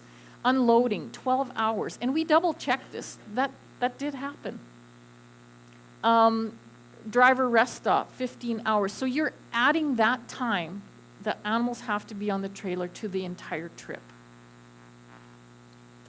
Relationship between driver experience and shrink. This is, we always talk about it. We know, like a good driver like Earl, he knows what he's doing. He would have, managed that really well. But this is the first chance we got to see that experience really translated into differences in shrink in those animals. So here you can see we divided it up. We had years of experience driving, transporting cattle, not boxes, cattle in particular. So 0 to 2, 3 to 5 years, 6 to 10 or greater than 10. And you can see here, my line is going over some of the numbers there. But the idea here is the shrink was greater between 5.09 and 5.11% in those drivers that had less experience versus those drivers that had more experience. So that tells me most likely what are they doing? There's differences. They know how to manage the animals. They know they're monitoring risks. So weather conditions, they know how to brake, they know how to corner. Those types of things are probably added into that. Remember, I talked about the fatigue that can happen with maintaining balance for that long. Those are some of the things that probably relate back to shrink in those cattle. So we also tried to look at the welfare outcomes of those animals coming off the trailer. And so one of the few things, or some of the few things that we could get, because we couldn't really, go and measure all of the animals, you have to remember there were over 10,000 cattle transported as part of this trial. So things that we could actually look at, we could look to see who was lame coming off the truck. We could see if there was a non-ambulatory animal on the truck and who was dead on the truck. So we actually made another category called totally compromised, and that was the combination of all of those things. So what did we see? So here we are with the driver effect again. So here we have the drivers with 0 to 2 years of experience, 3 to 5, 6 to 10, or greater than 10. And you can see that the totally compromised animals, the number of totally compromised animals was much higher in those drivers that had less than 5 years of experience and much lower than for those that had more than 6 years of experience. We also see a difference in the cattle type. So we know that cull cows, you can see here. So those animals that were totally compromised, so that were lame, non-ambulatory, and dead on the trailer, were highest in the cull cows. The second was the calves, and then feeders and fats were the lowest. Makes sense, because those are the most vulnerable animals that we have. Usually those cull cows have very low body condition score, have lots of other issues happening, and so that's not surprising. The effective time on the truck and temperature on these welfare outcomes is really prevalent. So here we have the probability of them becoming totally compromised along the side, and then the time on the truck in hours along the bottom. And here again, at about that 24 to 28 hours, you can really see how that probability of becoming totally compromised increases very rapidly at about that 24-hour mark. So again, that was another thing that prompted me to say, yes, that's probably kind of the limit of the length we should be transporting the cattle. Here on the next graph, we have again the probability of becoming totally compromised, and you can see this is a U-shaped graph based on the mean temperature in Celsius on the bottom. So either at really high temperatures or at high temperatures or low temperatures, we see that those animals have a probability of becoming totally compromised more frequently at below -15 and above +15 degrees Celsius. Here we have the effect of shrink and space allowance, so loading density on welfare outcomes. Again, the probability of becoming totally compromised and body weight loss or shrink percent along the bottom. You can see at about 10%, those really start to increase. Becoming the probability of becoming totally compromised really starts to increase at about that 10% body shrink. Here, again, probability of becoming totally compromised. And this is a U-shaped graph based on this is a fancy scientific way of calculating loading density. And we call it the allometric coefficient. And really, all it is it's based on, so we can make a comparison of different cattle with different body weights. This just standardizes that body weight across all groups of animals. So it's just a way to say at 0.015, that equates to 0.05 meters squared per animal, and on the high side, 0.5 meters squared per animal. Those really start to increase. Animals are more susceptible to becoming totally compromised. Again, overloaded or underloaded, that's what it's telling us. So that was again, one of the first studies we did, and it was the benchmark study we did. We got money, and I have to let you know that all of these studies that I'm presenting today are funded by the beef industry. So Canadian Cattlemen's Industry funded these through the BCRC, and we did have some Alberta beef producer money in there, but by and large, it was from the Canadian Cattlemen's Association. Here was another study we were looking at. So again, now we know what animals are the most vulnerable cattle to put on the trailer. And here we looked at specifically looking at cull cow transport during the winter and effect on welfare and carcass quality. So here we assessed almost 700 cows, and they were being transported from southern Manitoba to an Alberta slaughter plant. And here, I don't know if you call it boarding or what, the slats that go on the sides of the trailer. What do you call it? No? Boarding? Okay, the boards were used at the driver's discretion because we didn't interfere with what the drivers had to do. So the boards, you can see here, we actually came making 3 categories. So grouped alternating, you can see there's grouped and an open slatted, grouped, and an open slat. Here it's alternating, so every other space is open and every other space has a board. And then finally totally open. So we were able to look at kind of what happens within the trailer when you use those types of boarding. So what was the effect on the boards on the trailer environment? So the temperature and the humidity increase in the trailer greatly when the trailer is stationary. That just makes sense. There's no airflow, right? There's nothing to take the moisture and the heat out. So it's really important. Like here, this is the Coutts border, so all the cattle going from our feedlots in southern Alberta down into Pasco, Washington, crossing that U.S. border. You can see sometimes these trucks are 10 or 15 deep at that border. And this day it was plus 35 degrees. There's no wind, and those animals might be sitting at that border for, again, you can look at the border delays could be up to an hour. So what actually happens in that trailer when it sits and there's no ventilation happening? This was actually interesting to us and something that we did not expect. In-transit trucks were using more boarding, were less humid than outside. And that didn't make sense to me until we started talking to some of the engineering people. And I think what happens is when you alternate or have some restricted airflow, the airflow in the open spaces comes into the trailer much faster. So it helps to clear the heat and the humidity out of the trailer more quickly. So we came to the conclusion that boarding may increase ventilation within the trailers during travel, but decrease ventilation during stationary periods. So it's really important how that boarding is managed. We really couldn't look at the effect of cow comfort at that point, but that's something we would like to look at in the future. So what about the ride quality? So it's one of the first studies I think done on looking at how the vibration of the trailer actually may affect the animals and what happens in each compartment. So here's a trailer broken down by the compartments, the nose and the front, the deck and the belly, the doghouse and the back end. And so what we found, the vertical motion of the trailer is similar in all compartments. So vertical, up and down, was similar across all compartments.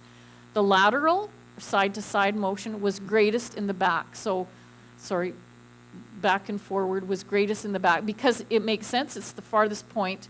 The back is the farthest point from the attachment to the trailer. So, right? So it makes more sense that there'd be more movement. So it is true, and you can see on the next slide that I'll show you that things happen more often.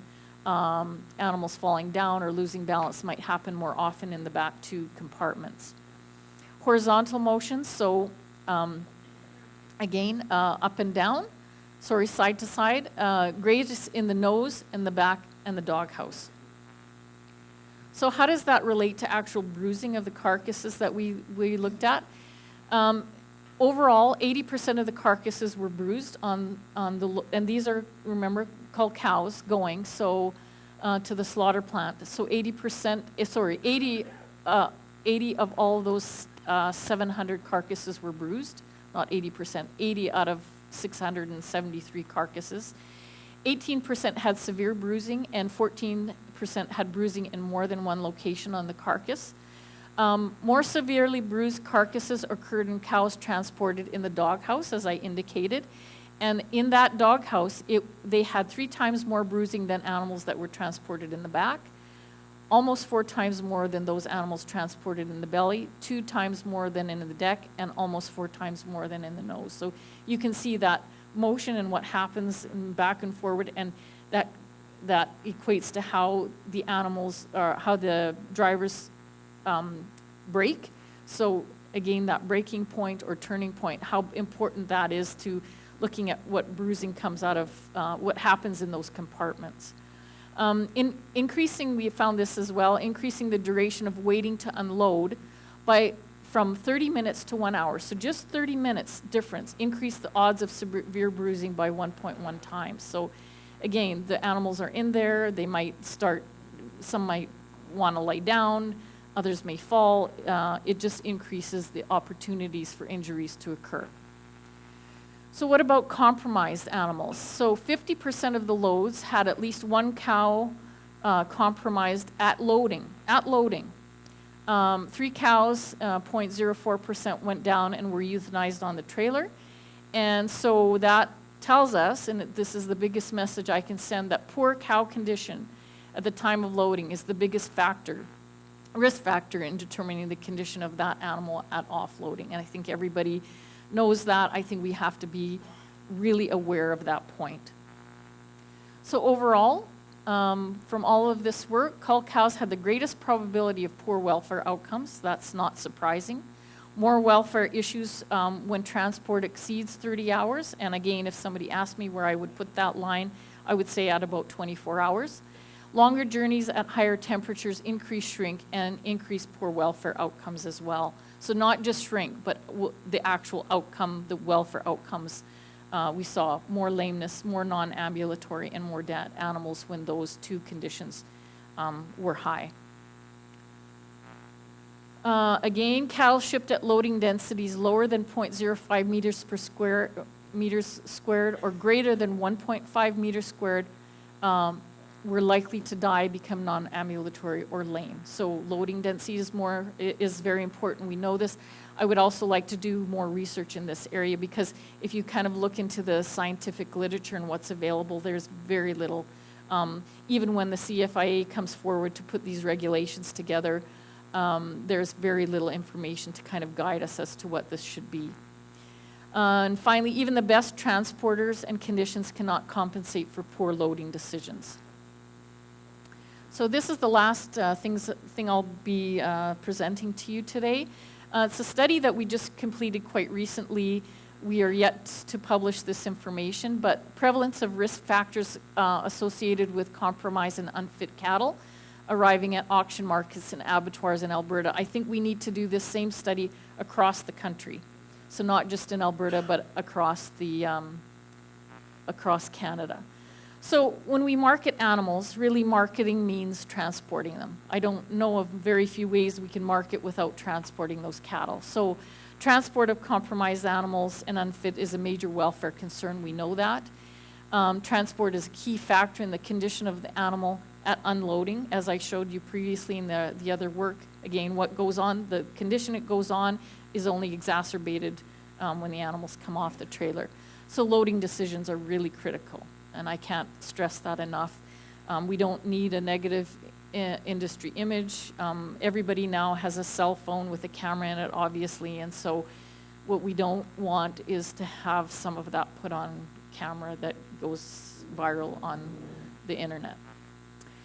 So when I first started to do this work, I myself didn't know the difference between what was compromised and unfit. And so I'm going to give you the definitions that the CFIA actually give us in terms of what the difference is and how those should be managed. So here we have the compromised animal. Again, this is under the CFIA compromised animal policy. It has reduced capacity to withstand transport, but with special provision can be transported without undue suffering, must not be shipped to auction markets for sale. They can be sent for local transport to receive care, be euthanized, or humanely slaughtered. So an unfit animal, unlike compromised, it has a reduced capacity to withstand transport with high risk that the animal will lead to undue suffering. And these animals are only allowed to go for local transport. That means only a few miles and only for veterinary treatment or diagnosis. So I'm going to give you some examples of what compromised means. So acute penis injury, and this is not a complete list, but these are some that came right out of the CFAA policy. Bloated, blind in both eyes, open wound or laceration, amputee, not healed after an operation, has given birth within preceding 48 hours, is lame, in heavy lactation, or cancer eye. So some of these, when we looked through, and it was as we started to develop the study, we recognize how difficult some of these things are to see, and how do you know an animal is to say it's blind in both eyes, maybe one eye. It could be nervous disorder that makes it hit the fence. So there are some cues, but you cannot say unequivocally that this animal is blind in both eyes. So some of these things are, as an inspector, if you're there and trying to make some decisions on these things, it's very difficult. So this study is meant to improve the way an inspector can assess some of these things, and even as producers, to be aware of what those issues are, and to be able to see those things, or kind of diagnose those things without actually bringing an animal into the chute to see what they are. Here we have examples of unfit. So these animals you do not transport. So they're unable to stand without assistance or move without being carried. They're emaciated, dehydrated, or exhausted. Again, that's a really difficult one. I mean, emaciation, you can see. Dehydrated and exhausted might be more difficult, right? Rupture of the prepubic tendon, fractured limb or pelvis, in shock or dying, lameness, has fever, and I've highlighted in that red. How do you know an animal has a fever? It's pretty hard to tell. Likely to give birth, under 40 hours of age, or suspected or confirmed nervous system disorder.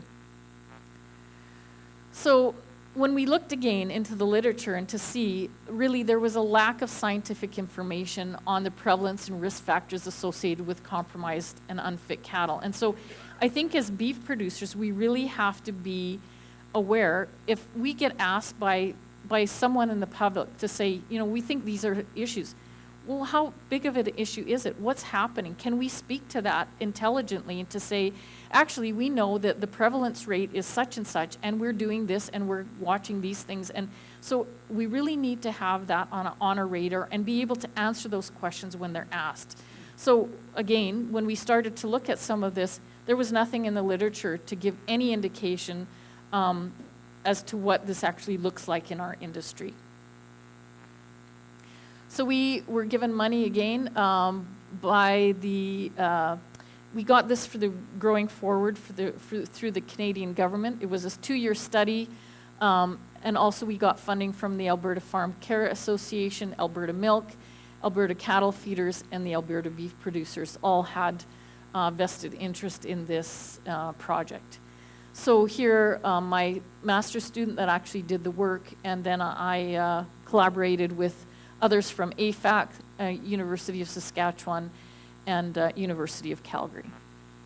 So here are the objectives of this study were to assess the number of cattle arriving at auctions and abattoirs in a compromised or unfit condition, and characterize which conditions were most prevalent, or which ones did we see most often. Identifies risk factors associated with arrival of compromised or unfit cattle, and then document their disposal. And disposal might not be the best word, but what I mean by that was actually how they were sold, what happened to them in the end.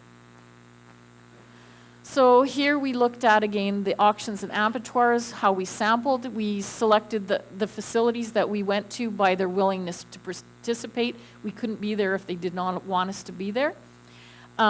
We looked also at the sales throughput volumes and their geographic location, and we used the kind of a town about or very close to Calgary as the boundary between northern and southern Alberta. So out of the 22 provincial auctions, we selected 8 of them, and we had those that were categorized as large, having greater than 65,000 head per year, and then we had those categorized as small, so less than 65,000 head per year throughput. Of the 43 provincial abattoirs, we selected 11, and again, we divided them into low volume, medium volume, and high volume. So low was less than 275 per year, medium between 275 and 543, and high was greater than 543 over that period of time. And we had 3 that were low volume, 3 medium, and 5 that were high volume. We had 1 federal plant that had over 1 million animals per year that went through the plant. So part of this study was really about developing the tool. We had to be very conscientious about how we actually collected that information. So again, how can we consistently, across people that observed or inspected those animals at the time they went to the abattoir auction market, how could we get that kind of in a consistent, repeatable manner? That was really important, because really it's based on our visual assessment of what's happening with those animals, right? We can't take a blood sample, we can't pull them in to look at any injuries or anything, so we really just have to base it on our visual assessment. We started with a CFIA criteria, as I showed you in the beginning, those lists that CFIA had put together. But anything that was kind of diagnostic in nature, we removed, because obviously we as observers and inspector can't do that. So we took those out. An example was the fever, and we kind of revised that list and came up with our own list. And we did consult with the CFIA and a producer panel to make sure that we had it right and that people were in agreement with the criteria that we had set. So things that we looked at, we collected the age, so we kind of broke it into feeder, fat, or mature, and young, under 8 days of age, sex, heifer, steer, or bull, body condition score between 1 and 5, mobility score, so that's a lameness score that we assessed in the pens or alleyways. There was a mud score, so kind of a tag score between 1 and 4, and an overall score we called the compromised cattle score. So at first look, our overall assessment of what that animal was, whether it was fit, whether it was compromised or unfit. Here we have what I call disposal. So were the animals returned to the owner? Were they transported for special provision to the nearest abattoir? Were they euthanized? So again, we have something, and I'm not sure if you have it here. Some of our abattoirs have what we call a salvage or shoot and bleed, that we can take them if they are, say, they have a broken leg and they're very close to this like some of the feedlots are very close to this provincial abattoir. They can be taken there, and they can be shot on site and then transported to the abattoir. So that helps us a lot, actually. And then no salvage the animals that are sent to rendering. So associated factors, so what are the risk factors we looked at? So we looked at things like weather, the group size, and that means really the number of animals within the transport vehicle, the truck type that they were transported on, the market prices the 1 week prior to them being sold, and the transport distance. So these are our findings. Overall prevalence of compromised and unfit cattle. You can see here we have it broken down by auction, provincial abattoir, or federal abattoir. So the greatest number of compromised and unfit animals are being shipped to the provincial abattoir. And what does that tell me? It tells me that producers are doing the right thing. That's where those animals should go. They shouldn't end up at the big federal abattoir. Usually the provincial abattoirs are smaller and closer to those facilities or producer facilities, and they're easy to get there, and that's really where they should go. Prevalence of conditions observed at auctions. So the one I showed you was overall. Now we're going to break it down by what happens at the auction and by abattoir. So specifically, I starred the top 5 conditions that were most often seen at the auction, and I circled the top 3. So here we have body condition score less than 2 was the most prevalent. In heavy lactation was another one that was high, and pain indicators. So what we considered as pain indicators as an animal grinding its teeth, and an animal holding up its leg, an animal looking at an injury, something like that. And those were the most prevalent happening at the auction. What about at the abattoir? Kind of similar here. Again, I've circled the top 3. So again, here pain indicators was a top at 17%. Animals came in moderately or severely lame. That was more common at the provincial abattoirs. And again, that's where we would expect those animals to go. That's the right thing to do. At the federal abattoirs, again, I've circled the top 2 here, or top 3, sorry. So moderately, we didn't see much with the pain indicators, not as much as we did with the lameness. So we still see those animals coming into the federal abattoir, which is a bit surprising because they typically shouldn't be there. You can't transport lame animals, so some of them are still showing up there, and that's something, a message we need to get back to the producers or the buyers to make sure that the right animals are going on the trailer. So those having a single versus multiple conditions, so they might be lame, they might have a body condition score less than 2, so that's what I'm talking about here. You can see that at the federal abattoir, a single condition, 62% of them had a single condition, whereas 84% of those animals coming into the provincial abattoir had multiple conditions. So probably more likely that, again, the more compromised animals are going to the abattoir, provincial abattoir. What about the risk factors associated with them arriving compromised or unfit? So we did some analysis here, and we looked at, so for example, a previous week's price, so the odds increased by 1 for every $1 increase in the previous week's price, and that makes sense, right? So as the producer knows the price is going up, that's a good time to sell those animals. The temperature, odds increased by 1 for every degree increase in ambient temperature, and that fits with some of our earlier work that I showed you. So being compromised, temperature can really affect, either high or low, can affect the outcomes for those animals coming off the trailer. Group size, this was a bit interesting. The odds decrease, odds of being compromised or unfit decrease by 1, almost 1, for each additional animal on the trailer. And so this tells me that typically those compromised or unfit animals are transported in much smaller groups and not like on the big transport trailers or at the very back of them. Distance, so odds increase by 1 for each kilometer transported. So odds of being compromised or unfit increase with increased distance. Again, that fits with what we've seen before, fits with the other research I've shown you.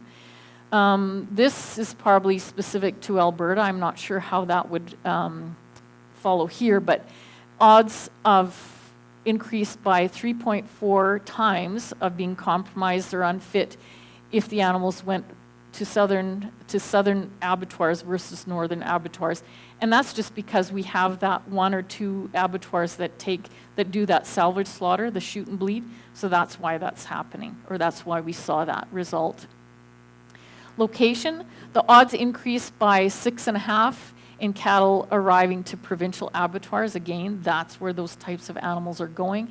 And odds increased by 1.7 times in cattle arriving to federal abattoirs than auctions, in comparison to auctions.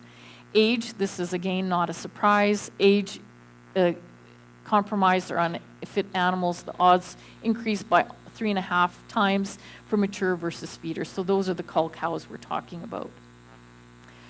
Looking at disposal, so again what I mean, those that were sold, refused, returned, or sent to salvage slaughter. You can see that the vast majority, 98% of compromised animals are sold, 100% of fit animals are sold. That makes sense. And 86.7% of unfit animals are sold. You can see here refused and returned, the same. I think in the end we kind of combined these terms because they meant something similar, and we're looking at almost 7% of animals, unfit animals, are refused or returned. And then we had a case where 1.7% of the animals were sent to salvage slaughter for compromised cattle. Here we're looking at for the provincial abattoir, and again, those sent to regular slaughter, those euthanized, or those sent to salvage slaughter.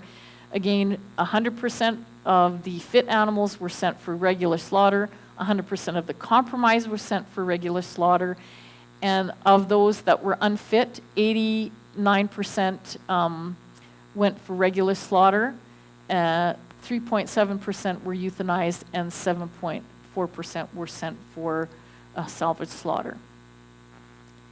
And finally, for the federal abattoirs, again, we wouldn't expect, so really 100% of the compromised went to regular slaughter, but of the unfit, 60% of those were euthanized at the federal plant, which also makes sense, and we would expect that to happen. So take home for this, I don't know how I'm doing for time. Lori? 12 minutes or so. This is my last slide, so we have 12 minutes for about 12 minutes for questions. So overall, arrival condition of cattle was good. So between 69 to 98% were fit animals. Areas needing improvement. So what we did see was those animals in heavy lactation.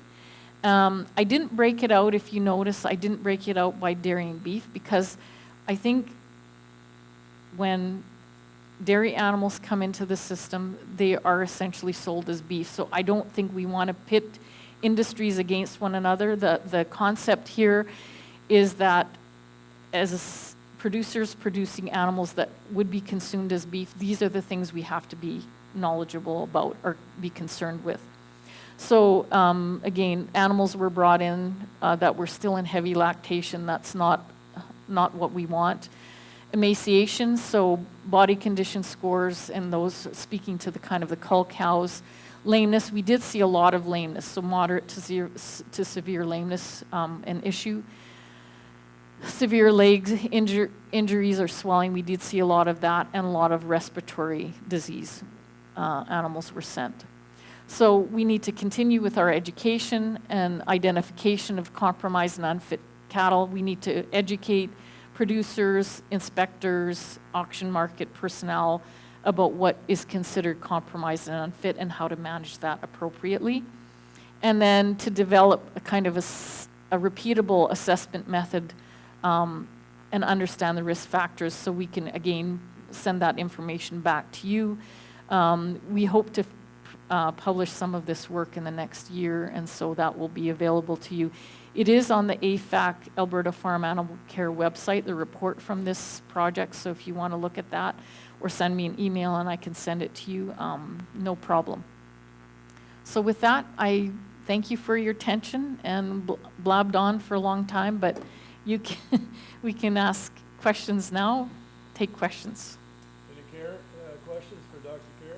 And I'm here all day, so if you're too shy to come up to me now or say it now, you can grab me later.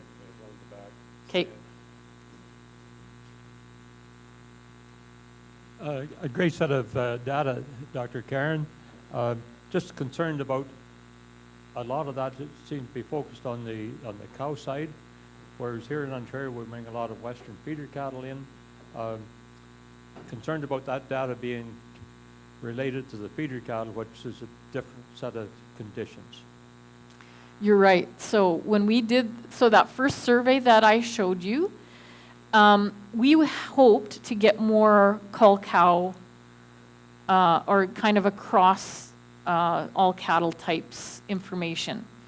What we found was that the majority of transporters that were transporting cull cows did not take part in the survey, and that, whether that was by design or not, I don't know.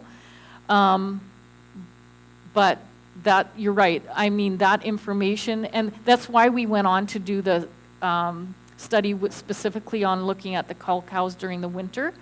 And you can see some of the information there, but you're absolutely right. We wish we would have had more input, and it's something we would like to follow more and do more research with, is with the cull cows for sure. Thank you. Yep. Any other questions? I had one for a year and a half. I drove a transport haul cattle.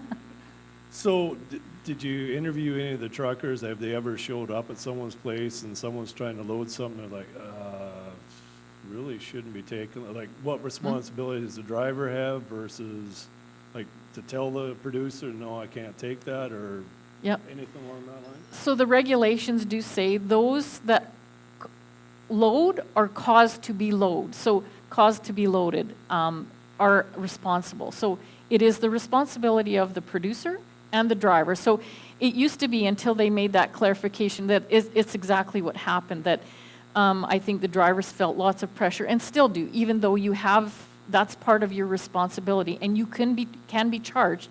I know of a situation where several drivers have been charged for not following the rules and letting those animals onto the trailer. A lot of the drivers will tell me that they'll lose business if they don't put those animals on. So I think that is still a little bit of an issue.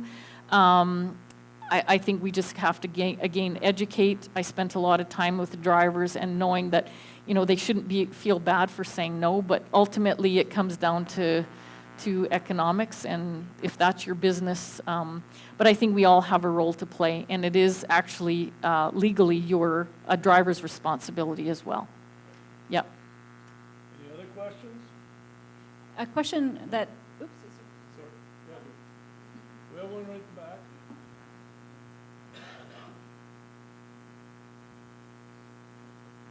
I'm normally quite shy, and my name's not Earl. Okay, good. It was a really good presentation, and my thought to you or question to you is, how many times do the people in this room, when they see the door slam and the trucker leaves, do they do a follow-up at the other end? And how many people go to see their cattle sold or converse back and forth from auction barn, whether it be here or in the West? And my last comment, and I don't mean this disrespectful, but how many times were you told, get out of here, we don't want to hear from you? When you were doing your information. Oh, in the beginning, I can tell you, this is what happened. I had to go and sit in a room like this full of truck drivers and describing to them why we needed to do this study and why it was important. And they sat there like this, and they didn't have a really nice look on their face. And the first thing I said to them was, hi, I'm from the government and I'm here to help you. Well, it didn't go over very well, but as soon as I started giving some of the information and why it was important in some scenarios about this and that, I had a flood. Everybody in the audience was on board, and I had a flood of people come up to me and give me anecdotal accounts of all of the things that you say that they didn't like, that they didn't want to do, that they knew that was going wrong, that they didn't like. So it just started that way. And in the beginning it was tough, but after people understood what we were trying to do, not get into their business, not get in their face, but just provide, this is our industry, and it's the truck driver's industry too. Know what's going on, be able to talk to any welfare people that, Animals Angels or whoever comes up, PETA, whoever comes up to you. We need to have those answers, and we need to be very open and upfront about what we do well and where we need to improve. And who's going to criticize you if you come and say, yeah, we're doing these things, and actually the research shows that this is where we need to do some work, and that's where we're putting some of our checkoff money. Who would criticize that? So I think we just have to view that in mind. So I don't just do transport work. I do work on castration, on dehorning, on better methods and using pain mitigation. I do work on lameness. So all of those issues that can be a really huge negative image for the industry, how do we improve what we do?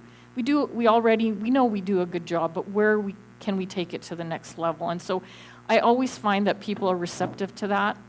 I have the benefit of being raised on a farm. My family owns a feedlot, and so I think it just came over that I wasn't trying to put the industry down. It's to help all of us. Sorry.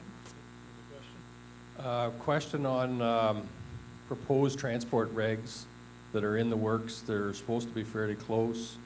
Any timeline that you could suggest to us, or future lobbying that we may have to do as an industry to supply input information to make them better than they are? Right. So I have to say, it's embarrassing to say that I know as much as you do at this point in time. I believe last fall, the CFIA said they were going to release them. They would be, but I haven't heard anything recently. I am certainly not in the loop with CFIA. We're separate branches, and I can say up till this point, we haven't worked closely with them on any of this. I hope and I assume that a lot of the research that we do is being incorporated as part of those regulations, but I really don't know. And I've heard for many years, probably the last 5 to 7 years, that those regulations are coming. It's a hot button item. It's something probably the industry, it's a very political, so any lobbying that you do is going to probably postpone them more. So whether you want them to happen, and I think they've had the period, they've posted them, and you have the time in which you can have your comments or whatever. I think that has been done for more than a year. But certainly if you see something, they are on the website now, the proposed regulations. So if you see something, things that you don't like or you don't think are correct, those are still some things you can probably bring forward. One more? Just one comment, Chairman Don. This research is partially funded by the National Checkoff through the Beef Cattle Research Council. So each one in this room paying checkoff has contributed to Karen's work. Absolutely, and I thank you for that. Yeah, no, without you, without the buy-in from the industry, without your belief in what we're doing is the correct thing, none of this would ever happen. So I really thank you from the bottom of my heart, and it's really the thing that I like to do best is to give the information back to you in a form that I hope you can use, because that's really, it doesn't get better than that for a researcher, for you guys to use and find what we do useful. Very good. I'd like to, on behalf of Elanco, thank Dr. Karen for coming to Ontario. Pardon me? Anzoas, yes, that's right. Okay. Thank you. They were the ones that brought her down here to talk, so thank you very much for your talk. Thank you. It's my pleasure. Yeah, and I'm around, so if people want to ask me anytime, I'm here to the end of the day. Very good. Thank you. So next up, we're, oh yeah, that's right, we have CAFA minutes. Tammy Fisher, if she would like to come up and speak, please. Then we're going to move into just right up, actually, Kevin can take that one. Yep, go ahead. All right, thank you. I know I'm in between you and lunch, so I'm going to be quick. I am just here to talk briefly about the Walkerton chapter of CAFA, which is the Canadian Association of Farm Advisors. And so we are a group of bankers, lawyers, accountants, insurance professionals, which I'm sure are all your favorite people on the farm. But we get together regularly and we discuss, and we have guest speakers that come in to talk about hot button topics in the industry or emerging trends or issues in the industry, just to make sure that we are as knowledgeable and as educated as possible so that we can provide you with the best advice possible. So I would urge you that if you are looking for a farm advisor, make sure you look for that CAFA designation, because you know you're going to get someone that is as educated and as will provide the best advice possible to you. So thank you. Thanks, Tammy. This time I'd like to ask Lori to come up. She's got a few housekeeping things to do before lunch. I want to thank Don Grant for doing an amazing job. We've had him, I think he said this is his 18th year doing the chair of Beef Day. So we want to thank him. He always does a great job. He has a loud, booming voice, and you guys seem to respect and listen to him, so that's great. I want to thank the speakers that have been with us this morning and the ones that are coming this afternoon. I think it's been a great day so far, and I look forward to what's to come. I want to thank you for taking time away from your farm. We can prepare the best day in the world and the best speakers, but if you don't show up, it doesn't work. So thank you for taking the time to be here, and thank you to all the live streamers that are watching from afar. This is our second year of live streaming, and it is building. It will take some time, but we have lots of people watching New Brunswick, Alberta. That's cool. So that's a nice way for it to be growing. Also a note about that, if you go home today and you think, oh, I really want to hear Dr. Karen's presentation again, you can continue to buy live streaming tickets the whole month of January. So if you want to go back and see, or maybe you've decided now you want to watch Dairy Day, you can do that. And so just go to www.gbfw.ca and purchase your live stream tickets there. Huge thank you to the sponsors. You've been seeing their logos going behind me. We could not do this without the sponsorship support. And thank you to all the exhibitors that are in the trade show. Please take the time to go and talk to them. And when you're making your next purchase decisions, think about who was here and perhaps who wasn't. We have a huge team, maybe not huge, but a team that puts this whole thing together. First off, we have our sound man, Kevin, who hides behind that banner. We have our live streaming team of Dylan and Russ. We have the Grey Ag team of Ray, Nicole at the front desk. We have Patricia in the office. And we've had some strong OFA support at the table during the week as well. Now, I know you want to eat. If you want to eat, you have to have that meal ticket in your hand when you get to the bottom of the stairs, or that lady will turn you around and you'll have to find it. I can't even eat without that meal ticket. So have it in your hand. Also, you were given a door prize ticket when you came in the door. Make sure you put that in the can, as those door prizes will be drawn over the course of the meal. It is our custom here to have grace every day, and so we'll ask John Woodhouse to come forward to say grace. Let us pray. Dear Lord, thank you for allowing these seminars to continue year after year. And thank you so much for Lori Smith and the committees involved in assembling the wealth of knowledge that is transmitted through these seminars. Lord, I would like to thank the food we're about to receive and the growers that grew it and the ladies and hands that prepared it, and to our success in moving forward in a prosperous, healthy 2019. In Jesus' name, amen. Because we're a lovely, nice, huge crowd, we have to eat kind of in shifts. So the people from behind the Metzger Vet, Chesley Vet booth, you guys go down and eat first. And then when the line is getting of a manageable size, I'll call for the rest of the people to go down. While you're waiting, please go around and visit all the trade show people. Oh, and if you have garbage, if you could take it back, that would be wonderful.